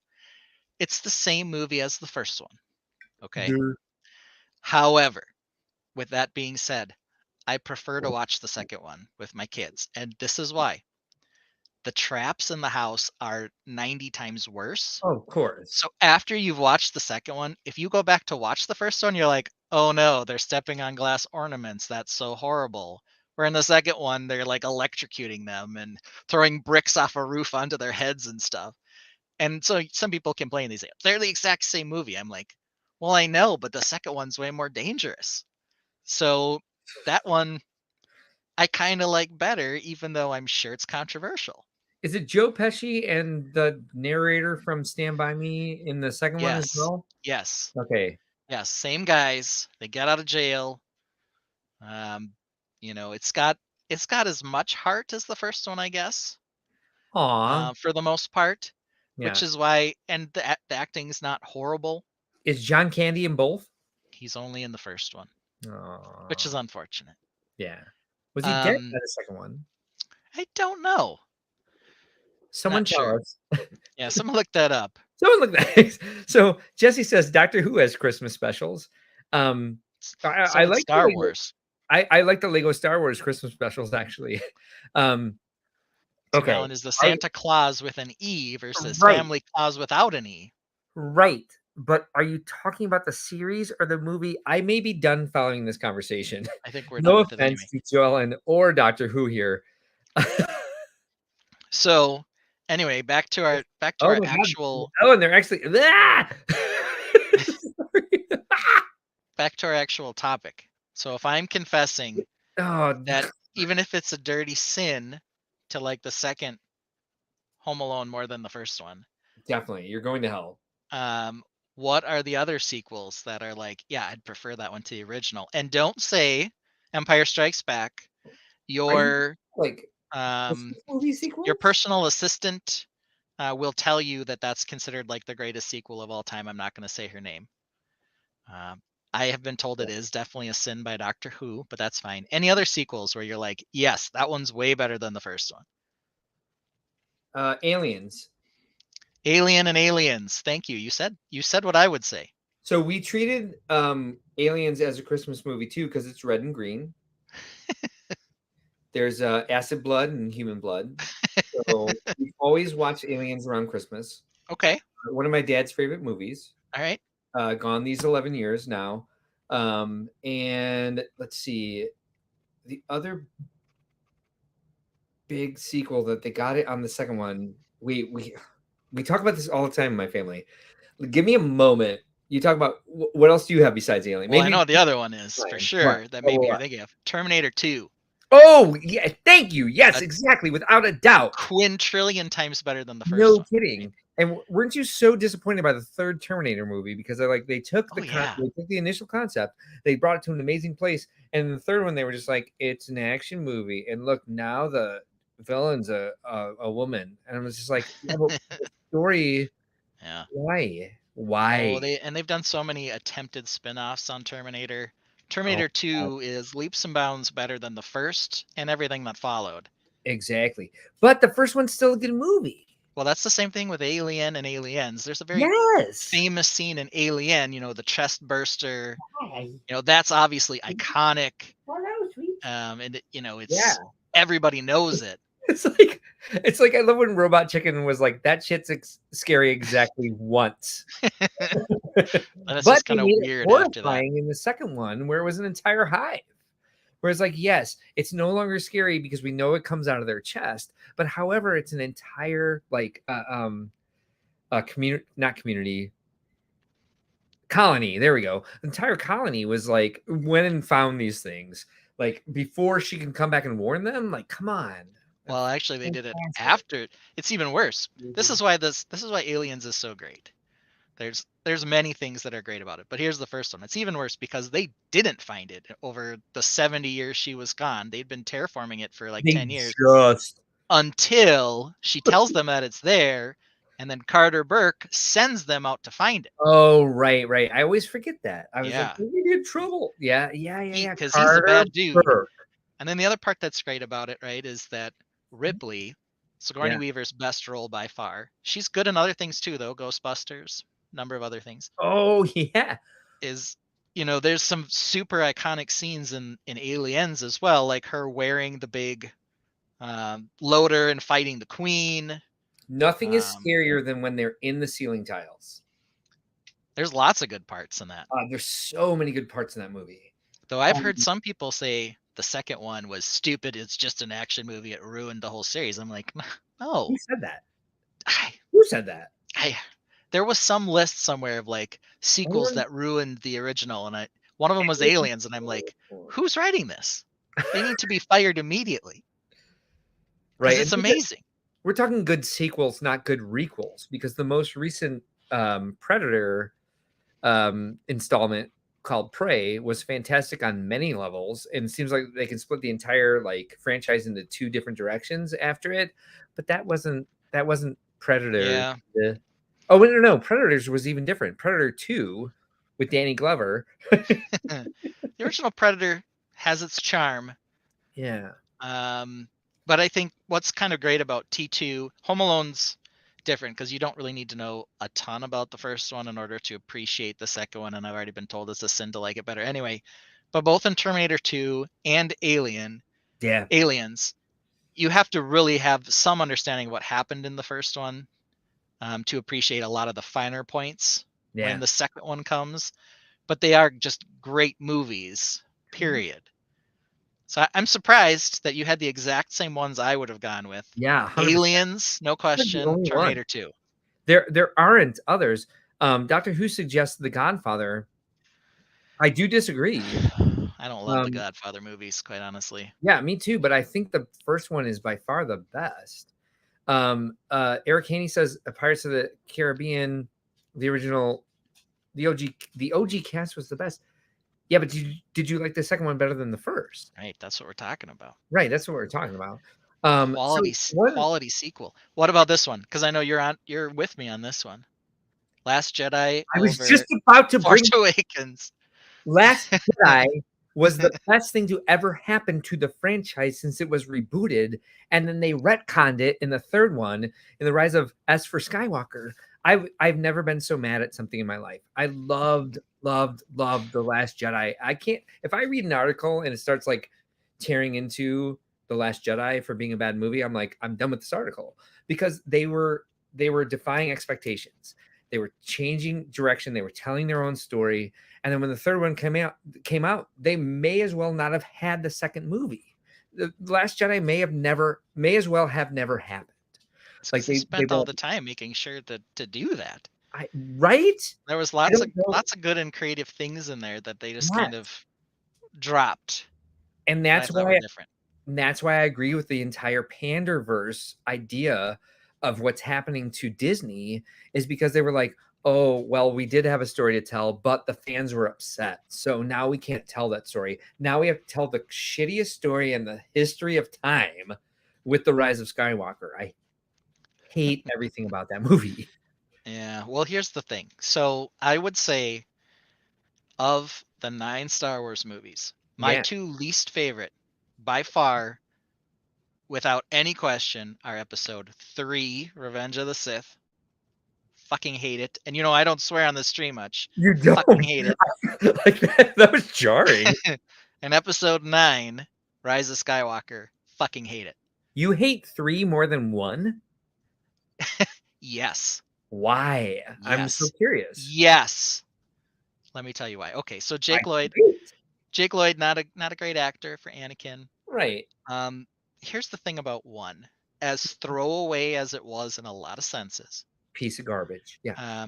Don't like the Metachlorians crap. Right. I don't particularly like. There's them in your blood. Like what? But here's the thing about Episode 1. I think with some work, they could have made it a good movie in this sense, right? Part of the whole fear is that the Sith were coming back and they were really, really bad. As for Sith. But they didn't do anything to establish why that was a bad deal. And obviously the blockade, all this other political stuff was super stupid. Like most the other opportunity they had, organization. The other opportunity that they had that I think they dropped the ball on heavily is this idea that the Jedi were becoming corrupted in some sense of the word. They never really delved into that like they should have. I have to agree with you on this in a huge way, because then they dropped the ball on the other end of that spectrum in the third one. Yeah. Because Anakin Skywalker was tricked into joining the dark side. It wasn't like he was like, he did it for love, I guess, in a way. Right. And he was being lied to. So it was like, what's more compelling is that like somebody got a taste of power and was like, well, you know what else I can do with it? And literally chose to join the dark side, which they kind of set up in the second one, but he was Oh tricked yeah, he into was it. sort of on the verge, and he cut off Yeah, Count Dooku's head and all this other stuff. So yeah, yes, the first one, I think if they had established that something nefarious was going on, if the Sith had actually returned, and that was more prevalent and actually fleshed out, and they got to this whole thing with there's something wrong with the Jedi Order. yeah. They only sort of scathed that surface. They didn't delve into it. This is why I That's hate the the third save. one though, Yeah, right? yeah, What's good about episode 5? We find out Darth is Luke Vader's find yeah, out that Darth is Luke Skywalker's dad. yeah, yeah. They've completely fucked that one up in the third episode. Now you It know it already. And right, you know Leia is his twin sister. right. The entire I can go out You on for a cannot watch while now. them in sequential order because it No, ruins the best movie in the whole no, freaking franchise if you watch 3. 100%, 100%. This is why I And hate 3 more than 1. the entire prequel trilogy should have been its own story with light references to the overall conflict that was going on in the universe, and not been so like everything you heard that happened during the original trilogy, watching it actually happen, be, because I there's know. no point. Like They would your imagination is better at it than Lucasfilm was at the time. right. I'm gonna The go other back thing I to it a struggled little with too, right? So bit. S for spoilers, Jesse says. The other thing I struggled with too was this idea that when I watched episode 4, A New Hope, Mhm. I got the impression from Obi-Wan that Vader had been hunting Jedis for years and years and years, and that's how he became robotic. Is like he had lots of battles, Yes. lots of scars. Not that he lost one Right. fight falling into lava and instantly became Darth Vader. So I will say this, in the novelization, the original novelization from the original 3 movies, it was like a flashback to like him having a specific fight with Obi-Wan that he fell into lava and they thought he was dead. But I do like your interpretation much better Okay, whatever the novelization because was after the fact. he hunted Jedi for 5 minutes. He killed a bunch of 2-year-olds, is what I he did. Right? I mean, that's what he did. They're like, and obviously that's unforgivable and terrible. They, forgive him later, and in the fact that he becomes redeemed when does whatever with his son. I just hate episode 3. I cannot stand to rewatch it, and I So, hate episode 9, maybe even oh more. my god. I can't say enough about how much I hate that. Doctor Who says, did Disney just destroyed Star Wars? I don't think they have. I think the series are going great. Andor is the best thing that ever happened to it. Mandalorian, fantastic. I Ooh, haven't seen a bad Star Wars series come out of Disney Plus. I haven't. I've well, enjoyed all of okay. them. Obviously, your favorite Star Wars movie, Last Jedi, and then what? Rogue Rogue One. One, right? Rogue Obviously. One. Oh, Yeah. Empire Strikes Back, Rogue One, and then Last Jedi. So it's my third favorite movie. But Doctor Who says almost seems intentional. Oh, I don't know. I don't think Disney wants to like crap They out one of their don't like want to biggest destroy money their own makers. series. I have to Yeah. respectfully disagree, sir. And then he says, one was good. Oh, and okay, all right. Well, I'm just gonna agree to disagree with that. The pod racing scenes were cool. Love you either way, Doctor I Who. don't know. But yeah, yeah, I tried to like it. Bam Cressil, hey, good to see you. We will see you in 4 days from now, 5 days from now. Yeah, can't wait for this weekend either. Whoops, I almost put him in timeout. Sorry. Yes, you did walk into a trap. I It's a noticed trap. you or it's like, no, we were in the heat of the moment, and it's just the two of us yelling at each other and agreeing. But I got really hot on that last Doctor Who comment, so I do apologize. I don't mean to get that How hot about things. evil works though, through tricks. Well, maybe No, but it partly. Do we also like yes, the that's corruption? one way, right? Yeah. But to completely corrupt you when you've got so many other like strong examples of like stability in your life, especially Padma herself, who is Yeah. telling Well, and him that's the that's opposite. one of the things I really liked about Fair enough. Last Jedi, among many other things, right? Is that Yeah. they made some reasons why perhaps you would feel a certain way about Kylo Ren, right? He killed all these guys, but he also felt betrayed by Luke. Yes. And he's connecting with Rey through the Force and all this other stuff. Yeah. What I love though is he's like, I'm gonna kill Snoke. And then when Rey's like, hey, now we can be good guys, he was like, no, I still want to be a bad guy. I was like, that's No, awesome. They're you can have actually power. like gonna make him, Thank you. continue. And then the next movie, he's like, okay, never mind. I want I to give Rey a kiss well, and kill the Emperor. and that's kind of what I wanted to see Anakin's struggle be in the prequel trilogy, was that sort of like, yes, bad versus good, bad versus good, bad versus good, and just having the power corrupting you, and not like, yes, Yeah. yeah, evil people can be tricky, but I just don't think the Emperor had, or whoever the hell he was at that point, Chancellor Palpatine, had that much influence over him, over the other people that we saw in his life, that he'd be able to trick him with the simplest lies, by the way. We can easily verify. Well, and Anakin felt left out. There were some things about that, because Anakin felt like the Jedi Order, he was supposed to be the chosen one, and he was Sure. upset that they Sure. weren't letting him be the chosen one. And Sure. so he made himself susceptible to some of that. But the fact that he was like, I'm That so powerful, I should be doing more, they're holding me back, is what should have been more so than the final push of, oh, if Padma dies in childbirth, you can bring her back to life. right, and that's why it's a an opinion and not a fact. Because to me, I personally find it, in my opinion, more compelling for someone to have an internal struggle with this sort of thing, instead of it being an outside source just lying to the person and then being tricked into it.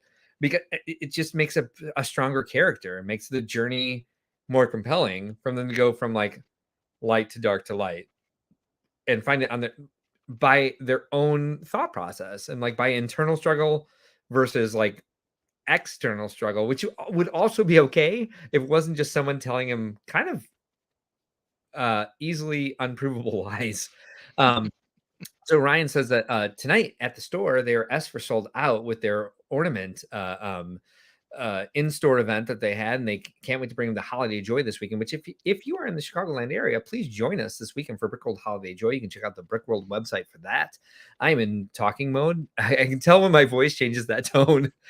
Dave Filoni and John will save Star Wars, Lucasfilm, and Disney. Filoni forever. I don't even know which one Dave Filoni is at this point, because they've floated so many directors for like new movies. Is Dave Filoni the one doing any of the series? Did he do Andor? Yes. Yeah, he's the Andor guy, isn't he? Dave is the one who did Clone Wars. He was sort of in charge of that. Okay. The series, all the animated stuff. Oh, I didn't watch any of those. But of course, the John is Jon Favreau. Oh, yeah. No, and he's they're doing a number of the spin-offs, including Mandalorian, and yeah. I don't know who's doing Ahsoka. It's probably Dave. I would guess so. So the Skeleton Crew and Acolyte are coming out in very early 2024. They're scheduled for like January and March. And I heard Skeleton Crew, the second book for Book of Boba Fett wasn't coming out till 2025. Oh, at least it's coming out. Yeah, I'm excited about something. that. I love that they're still using the same actor. I love that so much. Yeah, that guy's so old now. Verifies that Dave Filoni created all of them. He's now the chief creative officer for Lucasfilm. Well, get Kathleen out of your mentions, because don't listen to her. Okay, so we had amazing harmony on Yeah, great sequels. Oh yeah. What about any of the Die Hard sequels? Since it's a Christmas movie, Oh, do you like any of them? Let me take a break first before I get into this, because I have two very specific things to say. All right. Keep this up. I'm sorry. I'm going to make you riff awkwardly. Yeah, that's fine. 45 seconds. Let's see. And anything not sold will be available on our e-store the following Monday. I assume that means if you can't make it to Holiday Joy this year, which Joellen says she can't, not everyone can. It is a much smaller event. Only 1,300 square feet as opposed to, or 13,000 square feet. I shouldn't say 100. As opposed to the 100,000 that Brickworld is. So it's a lot smaller event, but hopefully still a lot of fun with a lot of holiday builds. Marcus said that they're bursting at the seams with people bringing things. So there should be plenty to check out if you still want to come. But it is going to be a different show than Brickworld Chicago. It's going to be its own thing. Bam Crest Hill says Die Hard is an awesome movie. Yes, a Christmas movie. Yes, we talked about that already, Bam. Crest Hill. Bam, of course, for Bricks and Minifigs. We were in agreement that it's a Christmas movie, and that for that particular series, the second one, which perhaps Mark and I will discuss a little, also set at Christmas time. Maybe we'll have some opinions on whether or not that one's a Christmas movie, and how he feels about Die Harder. The third Die Hard movie is not during Christmas.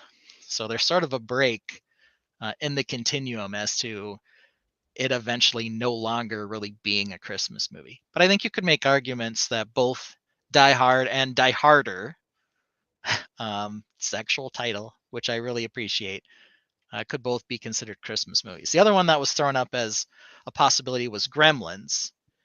There's also a second Gremlins, which I believe was super terrible.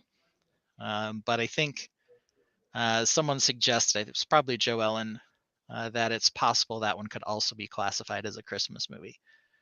I guess I've never really thought about it as a Christmas movie. I've heard Die Hard mentioned frequently, and I love the first Die Hard.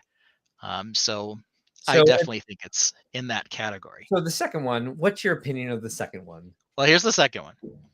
Okay. It's also set during Christmas. Correct. So it's kind of got that continuation. Sure. It doesn't have any of the charm though of the first one, really.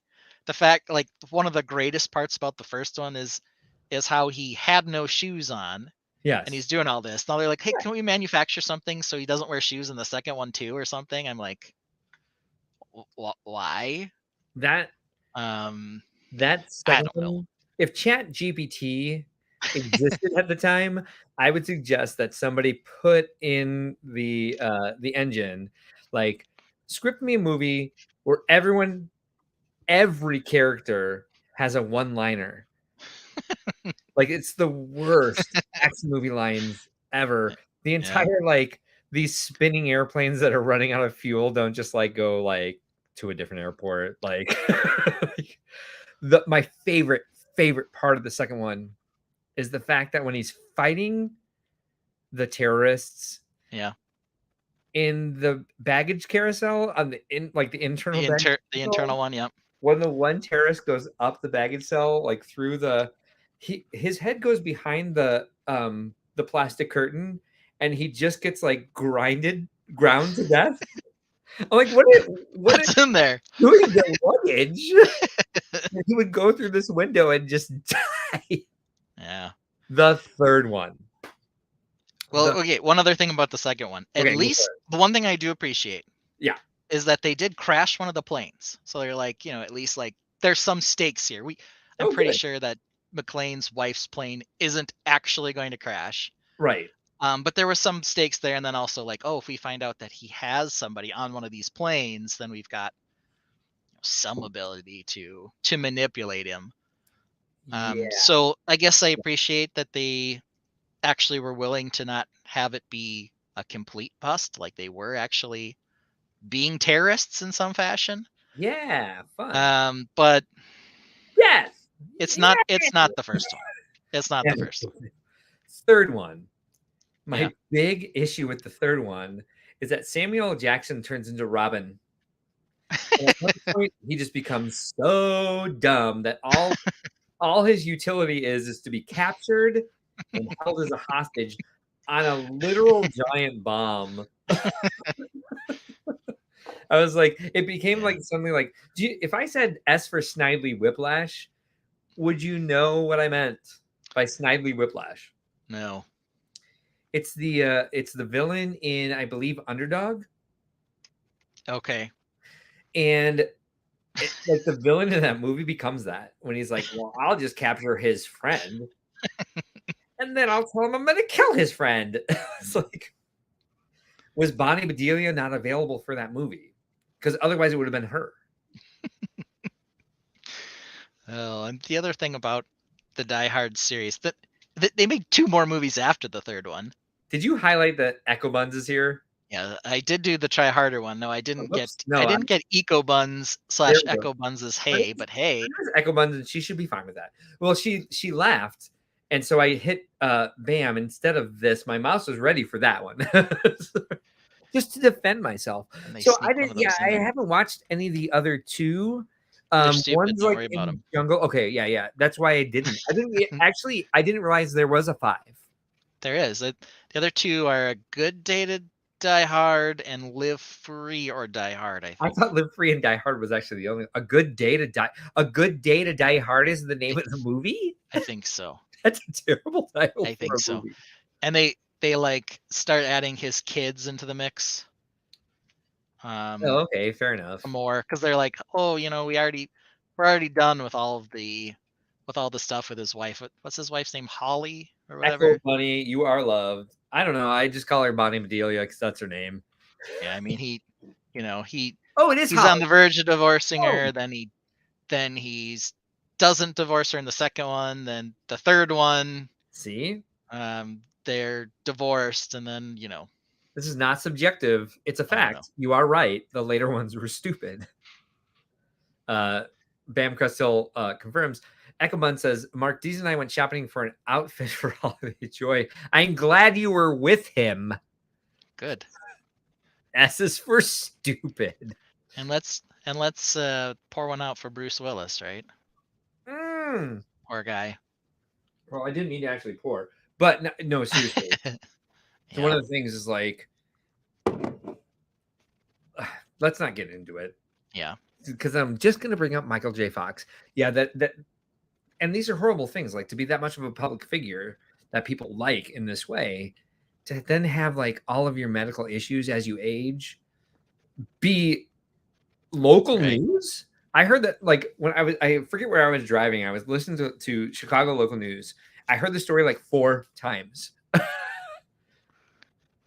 And I was like, oh my God, they're recycling the story every 30 minutes because it's part of their news cycle. Yeah.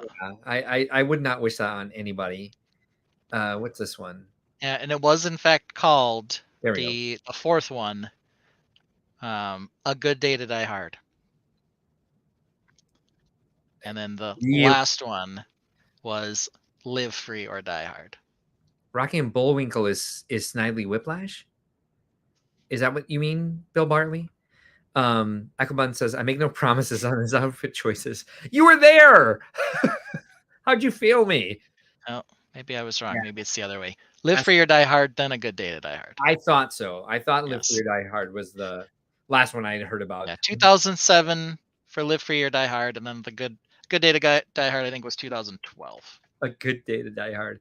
Well, I had yes, that is where Snidely Whiplash is from. I never watched Rocky and Bullwinkle, so how do I know that name? Anybody in the chat know how I know Snidely Whiplash? Google's our friend. Maybe Google knows. Google has no idea why I know it. Bill I don't know why you know it either. It was Rocky and Bullwinkle. Snidely Whiplash. Put it up. Share screen, please. I need to see this. Yes, sir. Oh, I said please.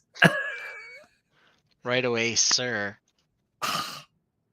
Whatever you want, sir. I'm not like that.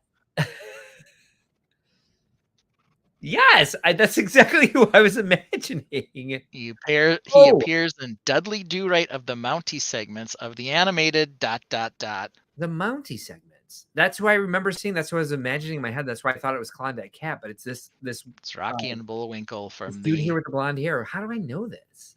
From the Mountie segments. Maybe this was a Sunday morning cartoon thing. That's for Sunday. Yeah, I don't know. Arch enemy of Dudley Do-Right. Is Whiplash Falls at Six Flags Great America? That would be mine. Wait a minute. I'll check. That's a good question. Maybe that's why. Because Great America is the Chicago. I said, that's mine. Great America is the Chicago one. Whiplash Falls. Let's find out. Well, that brought up a bunch of information. Rocky and Bullwinkle live at Frostbite Falls. About falling and getting whiplash. So let's try this one. Great America. They live in Frostbite Falls. Frostbite Falls. No, I heard you the first time. Located, I think it's supposed to be in Minnesota, isn't it? Or something like that. So what is a Great America? When I was a kid, it was Marriott. What is Six Flags? There we go. Like you just said it. Whiplash Falls, Six Flags. What's next on our list? Because we are really rambling tonight. That's fine. Everyone likes it. Google's not helping me. St. Louis. Wait, no, not St. Louis. Frostbite Falls, Minnesota. Next on our topics of justice, has to be, without any question, a little delve into a few of our actual Let's Talk About Lego stuff. Thank you. A couple more new sets. Yeah, there are. Talk about Sakura and some seasonal ones. Is it Sakura or is it Sakura? Well, this is why I say Sakura. Yeah, thank you. We had a foreign exchange student who lived at my house, whose name was Sakura Haguchi. Yeah. And Sakura, of course, is the Japanese word for cherry blossom. Yeah. And Lego is now producing in the botanical line, a cherry blossom set. So I have always said Sakura because that is how she told us to pronounce her name. Maybe it was Sakura and we were pronouncing it wrong the whole time. Maybe. And she was just like, didn't want to correct us or something. Mm-hmm. But that's how she said it. Okay, so fair enough. That's why I go with it. Yeah. All right. I'm there. She was lovely. She had these seaweed snacks. What actually ended up happening is they made me move in with my brother so she could take my room. And I had a dresser that she kept a bunch of seaweed snacks in. And the dresser afterwards smelled like seaweed snacks for like 4 years. I could not get it out of the dresser. Double S for seaweed snacks. Seaweed snacks. Yeah, that's potent. Very. Had that in Malaysia, and there's a lot of really good seaweed salads. But man, you're tasting that stuff for like 3 days. Yeah. I don't know. Okay, so let's take a look at these new sets.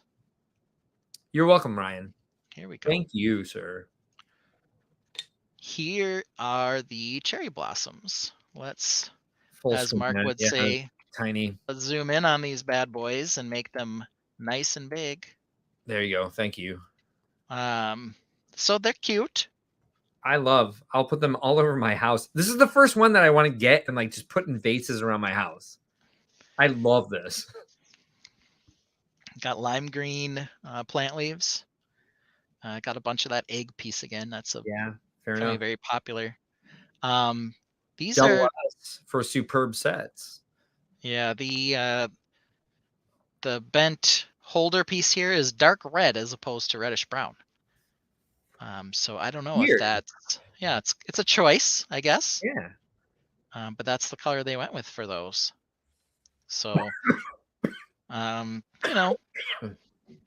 just another botanical set. It's another great parts pack for people who want to build plants and whatnot. So I think, if nothing else, I will probably end up with a few of these for the parts.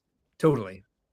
So see if I see anything else in here that's particularly interesting. I mean, they got a lot of tree parts for me with my cherry blossom trees. Yeah. For the orchard. I wouldn't mind some white leaf pieces of some variety, but it looks like we're mostly not getting that. So. Do they not make the tri-leaf piece in white? I thought it was in They do. We've seen it in a couple of places. Yeah, okay. But I wish it was in a $50 set like this. Yeah. That'll eventually be on sale for 35 or 40, and there's 40 of them in the set or 25 of them in the set or something. So yeah. So this was sort of the trailing announcement that we didn't really see before. And then we have a couple other new sets we can talk about. Other than Crest Hill saying that it's a superb set. Anyone else have a strong feeling on our Sakura cherry blossom set here? Say anyone who likes to make Easter MOCs will love the fact that they can make different color eggs. Yeah, we've got it both in white and then pink on the other one. I love the pink. Yeah, kind of some opposite coloration there. And then I'm guessing we have both the dark pink and the lighter pink and the flower piece. So Sorry. variety there as well. Yeah. Okay. The other new sets. I wanted to talk about this one just briefly because I don't get it. It's got to be a 4+, isn't it? No. What is it? I don't get this. Like this cantilevered section. Like, why?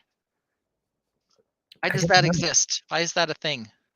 Is there a number? Is there a 1 door? I would guess this is the 1 door here. Oh, okay. Yeah.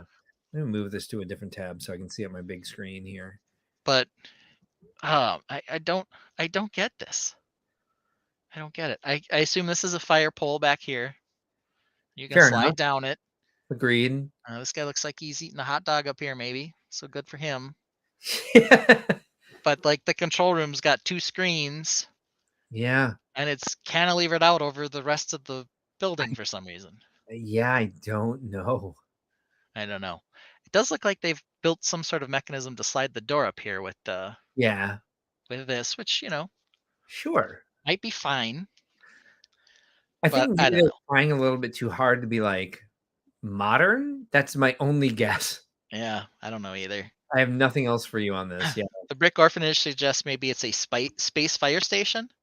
Yeah, we have to see the box. I don't know. I mean, that's maybe about it's on the moon. Maybe fire just on the moon where there's no oxygen. Maybe as far as I know, this one isn't a crossover with the space sets, though. No, it shouldn't be. So, the fire station looks European. Okay. Does it though? I don't know. Are there European fire stations that just kind of like randomly hang out over on the moon? Because this thing must be on the moon somewhere. Right, because it could eat, like, if someone was going to, unless they need like a lookout spot, but like you said, they've got 2 monitors there, which I guess I would imagine like the city is feeding them what those. They're not just looking at one street to see if it's on fire. Look at the size of this giant beam. Right? And it's very clunky. It's not just like, oh, cool beam. It's like, no, that's some clips and a brick and a plate and a tile. Yep. Yes, Bam Crystal. We talked about this for 6 hours last week. There are a lot of space sets coming, and probably more than we even saw. Dr. Who says, have to admit, for a fire station, looks new, fresh, not a rehash. Okay. It's different for sure. Yeah. I'm just like, and I get it. I don't. It does have some rehashes. We've got a drone and a drone landing pad. That's been done now, like for the last 5 fire stations. I guess, therefore, my question is like, do you want it? I don't know. No. 0. 0%. Sorry, I can. No, you've clearly communicated you don't want it. My question for Dr. Who is, do you want to buy this? Stud Sidious, hey, welcome to the chat, my friend. AI built that fire station. We have talked about AI in LEGO as well on some of the prior episodes. But I have to disagree with Stud here because, like, I would imagine that AI would do better. Build a fire station on the moon. Now change the colors to red and give us an actual fire truck. This is what they spit out. Yeah, exactly. It was a very confusing prompt for chatbot. It was like, oh, okay. I guess so. And they ran with it anyway. They didn't take like the best 5 responses. Yeah. Oh, and Stud Sidious agrees. Yes, thank you. I totally agree with that. I wonder what Stud. Maybe Stud wasn't here for all of our Star Wars talk. I would say this, to be fair. My biggest critique of this is that I can't imagine the building in real life. I have another question. Who is this for? Yes. What the heck are these green things up here, and why are they there? I think those are leaves. That's a tri-leaf. Am I wrong? Okay. Aren't they? Can I move back to my question again? Why? Why are they there? Why? So Doctor Who says it looks modern. Oh, yeah. Like too modern, like confusingly modern. Like kind of, to me, it looks like what's it called? Blade Runner. You missed the Star Wars talk. It was hot. Like I was a little bit heated. I was sweating with the native comment I made earlier. I wasn't sweating for it, but I was passionate. I It was was very passionate, sir.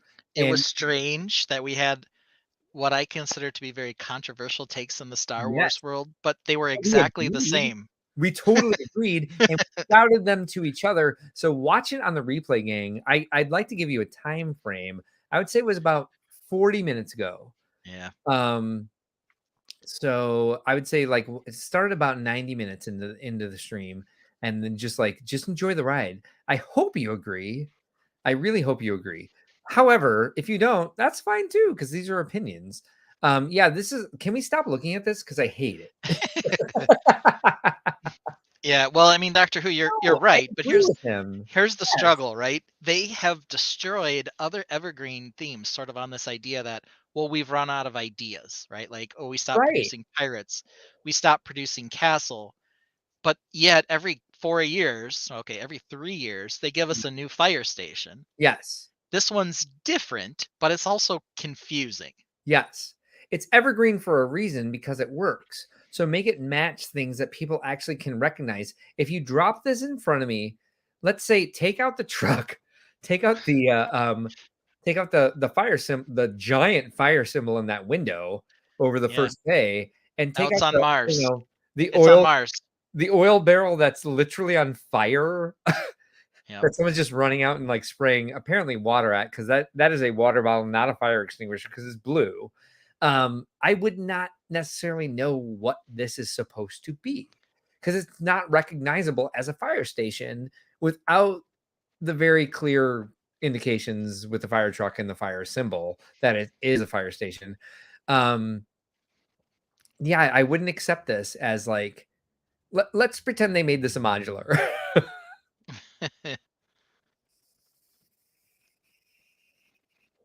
It's not bad design, just unexpected for the subject matter. Well, that's kind of the thing, is that's it. Is it's not recognizable as the subject matter. It looks like the lobby of it looks like So the start of a lobby for a high rise or like a skyscraper that's actually a villain's lair. I also really dislike the black roof on top. Especially Wait, when with yes, this curved piece here, like it's yes, red and then off it cuts color, down and then it's black. And then 100%. like we've got black frames on all these windows except the curved glass piece where there's no black on the top. Mm. I don't know. It's just driving me a little crazy. Stud, sorry, we were not talking about Star Wars sets at all. We just got in like a really deep dive into the Star Wars movies. Doctor Who says things got to look fresh to be good. This does look fresh, even if it doesn't make sense to you. Yeah, but they also have to look good to look fresh. And this doesn't look good to me. Reminds you of Fahrenheit 451. Well, we spent all this time talking about sequels, so we know that sometimes sequels are disgusting, even if they are, in quote, air quotes, new or fresh. All right, I'm sorry. So, sometimes, I don't know. I think it's just this overhang and everything else. And we skipped most of the fire sets for town. This one or city, this one in particular just sort of struck me as like, So this is weird. Fahrenheit 451 was written in 1953. So I don't know what about this reminds you of the 50s. Yeah, that's Like, I okay. know it's dystopian. It was probably written in the future. It's Ray Bradbury, It so is. Ray Bradbury. So it probably wasn't written. Probably wasn't set in 1953. But how many kids are going to be out there being like, "Oh, Fahrenheit 451. I love that book. Let's get this set." Like, I don't know. Okay, moving on. These are apologies some to of, Doctor Who. yeah, this one I pulled up for a couple reasons. So Disney seems to be doing this now. Lots of Mhm, these, or Lego does these mini Disney castles. mhm. Couple things I know you're going to say about this right away. First of all, you hate gold. Yes, There's a lot of gold. What yes, do you think of this piece in trans pink? I think you said you already have it, right? I do. So it's not even giving you this fancy piece. It's a cheaper way Um, to get it it's true, and looks like there's one, two, three, at least four of them here. because I have it in the Princess Battle Pack, that giant like That's Disney that's princess right. thing. The Yeah, the 700 princess deal here. There's also a blue gear of some variety here in light blue. yeah. So this seems to be a direction Lego's going. This one's bigger than the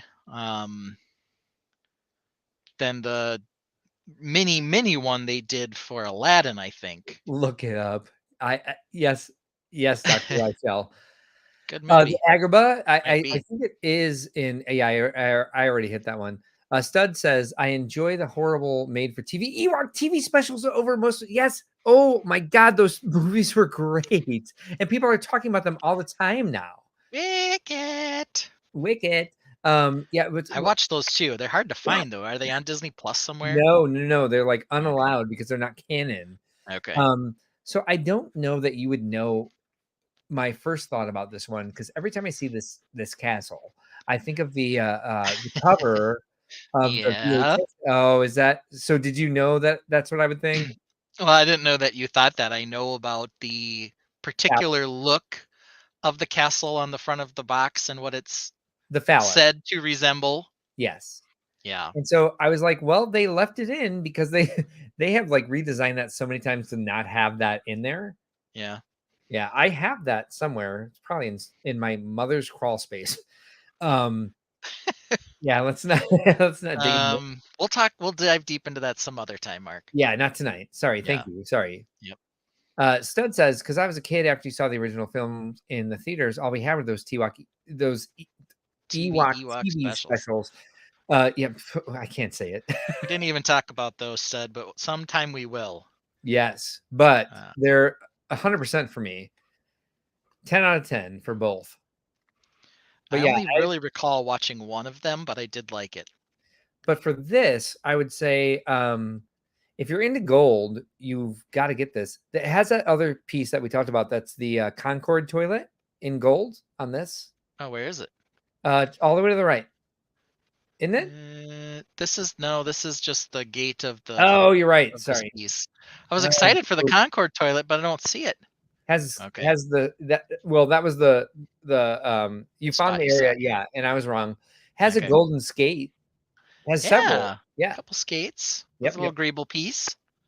They did add them to Disney Plus under vintage Star Wars. I'll have to look. Ooh. Because they're fun. Star Cruiser Crash. You just made our day, Stud Sidious. As for Star Cruiser Crash. Yeah. Yeah, funds. Wicked.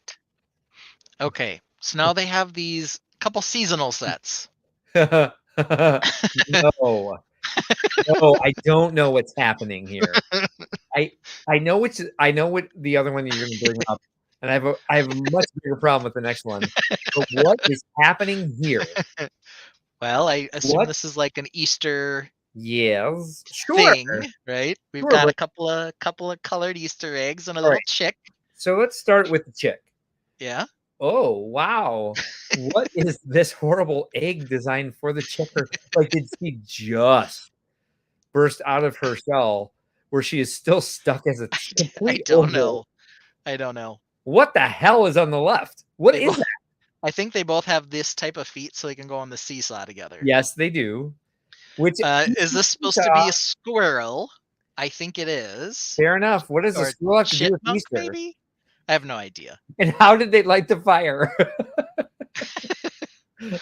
I'm also wondering. So they're doing like the Brickheads thing where they don't have mouths, but like this belly comes up here right under the nose, so it kind of makes it look like it's got like a facial feature or something. That's very confusing. It's very sad, very also happy-ish sad. Like but this looks like it's dark orange, so that's always a positive for me. I love the color. I agree. But yeah, I mean this is gift with purchase territory for me. I don't know. Not my favorite seasonal set ever. I would go out of my way to not purchase anything if this was the gift. Be like, next, please. I'll save my dollars for a good one. Yes, please tell me you have the hedgehog date. What is happening? Why is this the Valentine's? I assume this is Valentine's. Why? Yeah. Why? What exactly is happening right now? I don't know. It's upsetting. Lego is very obsessed with hedgehogs for some reason. Why are there multiple scales of mushrooms in this? I don't know. How big do they think hedgehogs are? What's this piece doing in here? Right. Is it ventilated? Like, It's a vented mushroom. does this mushroom have HVAC? It might. What is going on? Look at the size of this flower compared No, to the mushroom. I'm very I confused. I refuse to look at the flower. I I hate this so much. But they've got the same like design as the chicken, the squirrel question mark. But he brought her not only flowers, but a chocolates and a butterfly. But the chocolate bar is the same size as the basket. And what scale is anything? Look at the picnic blanket. Yeah. I'm mad. Sorry. I did not mean to shout. I like her hair. She's got what, a nice what are they circle. drinking? Do we know? They just have coffee mugs. I'm sure it's some sort of like coffee. Pretty sure she's dark orange again though. So, another one of those things where if it was heavily discounted, it's a little bit of dark orange, but these are pretty basic. I would probably skip it even if it was super cheap. And then here's the last one. Postcard with a cherry blossom. Yes. Tree. Like the white leaves. Japan. It's got a couple callbacks here because there's that castle, Hemjin, whatever it is. I don't know the name, but they just came out with that set. Yeah. And now the cherry blossoms, which they just have the set with. Yeah. As well. So a couple of tie-ins, and I presume this says Japan in Japanese over here. I assume the same. Or Nippon or whatever how they say it there. And I take it this is Mount Fuji back here. Very lovely. Same. Got some of the half tile pieces. Yep, in nice colors. So there's a couple nice things about this. They got the leaf in orange. Scale problems. So, so my question is, if you're going to make a cherry blossom tree, why are there 3 different colors in the trunk? Yeah, I don't know. The gray, I assume that they put the gray in here for eclipse, but then why is there a gray piece here? No idea at all. Same. I assume there's some sort of clip or hinge here, but maybe there's not. Maybe they just wanted this color because it actually kind of looks right here like it's just connected straight in. I think you're right. Ugh. I'm also wondering the same things you are. The gray is very confusing. Yeah, very. So is this some sort of famous bridge or structure? I don't know. In Japan that I don't know about? No. Okay. Or maybe. Maybe. Let's check the Google. All right. I mean, I knew Mount Fuji. I knew the castle. I knew this was a cherry blossom, but that I'm not sure what it's exactly supposed to represent. Maybe it's just a palace over a river or something that everyone knows about and we don't. Yeah, I found a couple things, but I don't want to say either of the things I looked up because I don't know how to pronounce them. All right. Shinkyo, the Shinkyo Bridge in Nikko. Okay. But they're also just like, they're all over Japan, and I believe the term for them is guzai. Okay. They're a component of traditional Japanese gardens. The one in Nikko is famous. Oh, yes. Yeah, so then that the garden that they just came out with, the Serene Garden or whatever, I believe there was a red bridge in that as well. So that must, and I guess in some of the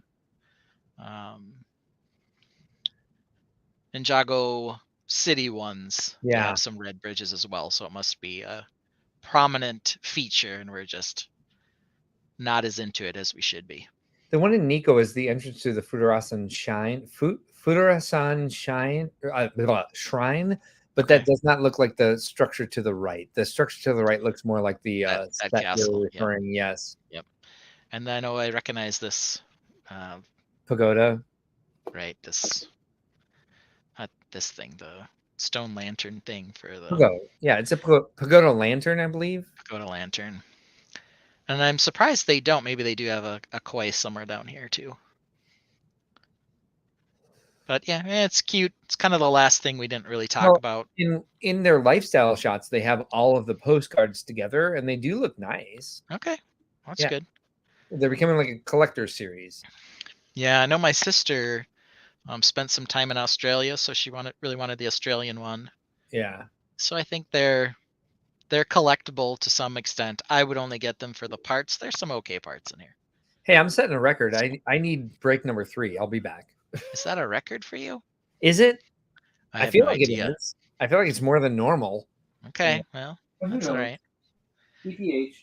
We can solo me if I can figure that out. I was this close to clicking remove on my face, which wouldn't have been the weirdest thing I've accidentally done on the stream, but it would have been right up there. So let me take a quick look back, see if they have some more pictures of the cherry blossoms. I only had the one picture. Maybe that's really the best picture. I'm not sure. But it is a new entry to, I think, what's quickly becoming one of their more popular adult series. And they do have a lot of them on shelves now altogether. Let me see. So the cherry blossom set. Let's see if I can find any other images. Okay, they got a couple other ones. So Mark, of course, is a big fan of the lifestyle shots. So let's pull those up here in a second. The box is not what I expected. So maybe we can talk about that too for a second. All right, so I'm going to come back to share this. We'll go full screen. So here's the lifestyle shot, one of Mark's favorites.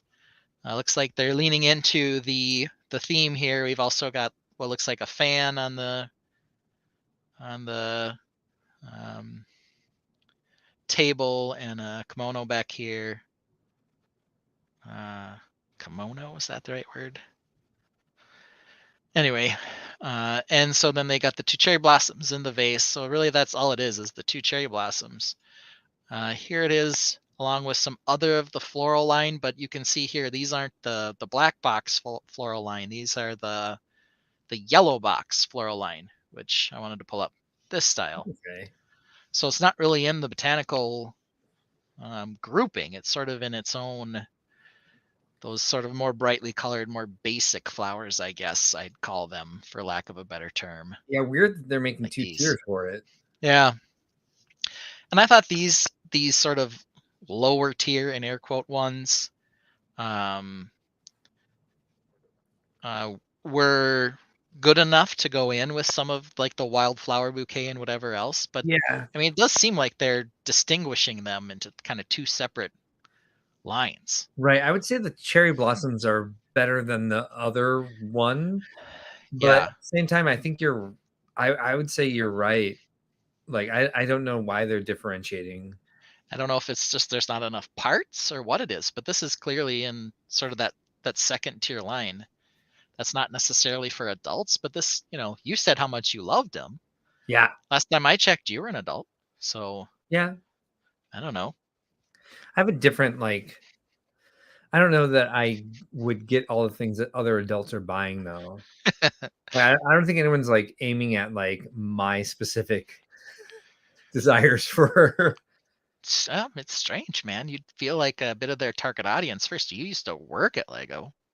Correct. Loved it your whole life. Yeah, yeah.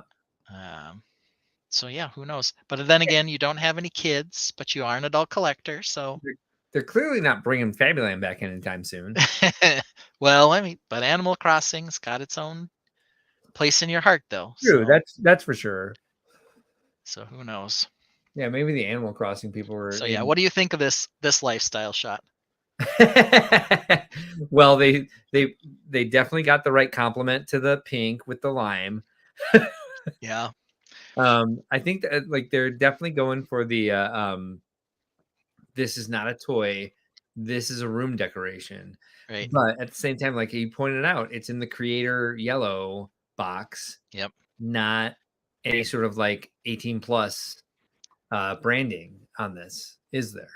Yeah. Well, and the other thing too that I'd noticed is it feels like they're leaning heavily into sort of the Japanese aesthetic here with the fan and the is it a kimono, right? Is that the right word? They certainly are. I didn't even notice the kimono at first. Yeah, and then the floral pattern on the lamp.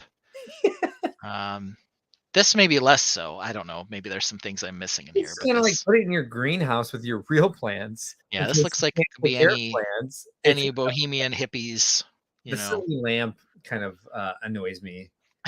At least it's out of focus. I don't know where this is. I don't either. But there you go. So a couple lifestyle shots. Nobody's in the lifestyle shots though. That's kind of a drag. That is. It's kind of like the lifestyle shot is more about like, again, more about the decoration. And it's like this is something that sits to the side. Yeah. Let me see. Yeah, that's it for lifestyles. We don't have anybody engaging with or touching the cherry blossoms. ACOP says So that people with greenhouses hate plastic. probably. Who knows? Who knows? Well, look at that. 2:35 and we got through all of our topics. How is that possible? It's genius. I love it. I feel like we had a good chat going. Both our energy was high. We got very heated about Star Wars. ACOB, you missed it. We had a very deep Star Wars movie conversation. It wasn't even about sets. We just hit the culture where it was, and we loudly agreed with each other. I've got an outro ready. Well, that's exciting. Yeah, it's not in the brand tab. We do technically have one more thing on here, which is talk about it next week. So, Holiday Joy, you're probably setting up what, Thursday, Friday? Only Friday. Yep. Okay, only Friday. That's good. And show Saturday, Sunday. Though you will be in Chicago, so much correct. more. So we're having a bit of a problem. I thought I'd be home by 7. Because I'm just like I pack up the van because it's just a van this time. There's no truck, and I'm super excited about that. The problem is that we just found out about. We don't have tables or stanchions available from the venue, which is a bit annoying. That's our outro. Remove from stage. Hey, you just settle down there. So I found somebody who we can rent tables and stanchions from. However, we have to set up the tables ourselves. Yeah. And so then when it's all done, we have to take them down. So that may add me some time. So I'm gonna guess that at the worst, I would show up here around 8. Okay. So we might want to actually schedule a co-host, a guest host, let's call it, for at least you to talk to for the first hour. In the worst case scenario, for you to talk to in case I never show up by the time you guys are done. I also have to say that will be our last show for the year, right? Probably. Christmas Eve and New Year's Eve. We should all just like go have fun with friends and family. Yeah, makes sense. Back in the first week in the new year, but like, yeah, for that sake, we can take a couple weeks off. And that being considered, if next week is too much of a too hard for us to work into our schedules, we can take 3 weeks off. What do you think? I think we should do it next week. We might just either. I'll be here. We'll either think of starting late or I'll find a guest host for some of it. We can definitely start late and come up with the guest host too. Yeah, we can do it all. We can multitask. I think so. That'd be a lot of fun. Yeah, you know what the craziest thing is? I haven't seen you stutter all night until right now. I know, right? That was amazing. Yeah, I'm getting excited about being done. At 9:40. You're gonna eat dinner. Yeah. Before 2 o'clock. I know, right? Crazy. It's gonna be warm when I eat it. Yeah. Change of pace. Yeah, quite a bit. All right. So, are you ready for this outro? I am, but before we do that, what do we got to do? We got to tell people what Bob Ross says. By the way, it's a 5-minute outro. That's fine. So if you guys are done watching, just go ahead and leave. We're just going to play the outro because This video has, by the way, 1,100 views already on YouTube. So I'm going to do more of this type of thing. Nice. If you want to see what we have to offer, and I did video building the pagoda house, so I can make a video, a similar video out of it. Take a look at this and see if you want to like subscribe to us or check us out more often. Also, Ben, if you want to stick around for after those 5 minutes are done, I'll be here and we can like chat a bit because Okay. sometimes I accidentally kick you out and I don't mean to. That happens. And So I'll be that around. video or this stream, you can like and subscribe to the channel. 100%. It'll tell you when we're coming on. It'll give you reminders, all that fun stuff. 100%. We also get a enjoy the time off. Well, you still have one more show before we do that, but we'll have a couple weeks off for Christmas, and then we'll be back in the new year, probably dissecting new sets or maybe putting something on trial. We got to get Nicole back on for sure to do Oh, another 100%. Lego Crime episode. She been busy. Yeah, Lego Ambassador, official Lego Fan Media or whatever it is she's got going on. RLFM, so. Yeah, recognized Lego fan. Yeah, RLFM. Yeah. Someday maybe we'll be in that boat, but no time soon, I don't think. Yeah, I don't know if I can handle it. Yeah, that would be. She posts so much stuff. There's no way. It's a whole thing. But it is. Bob Ross will tell you, when you're building, keep in mind there are no mistakes, only happy accidents.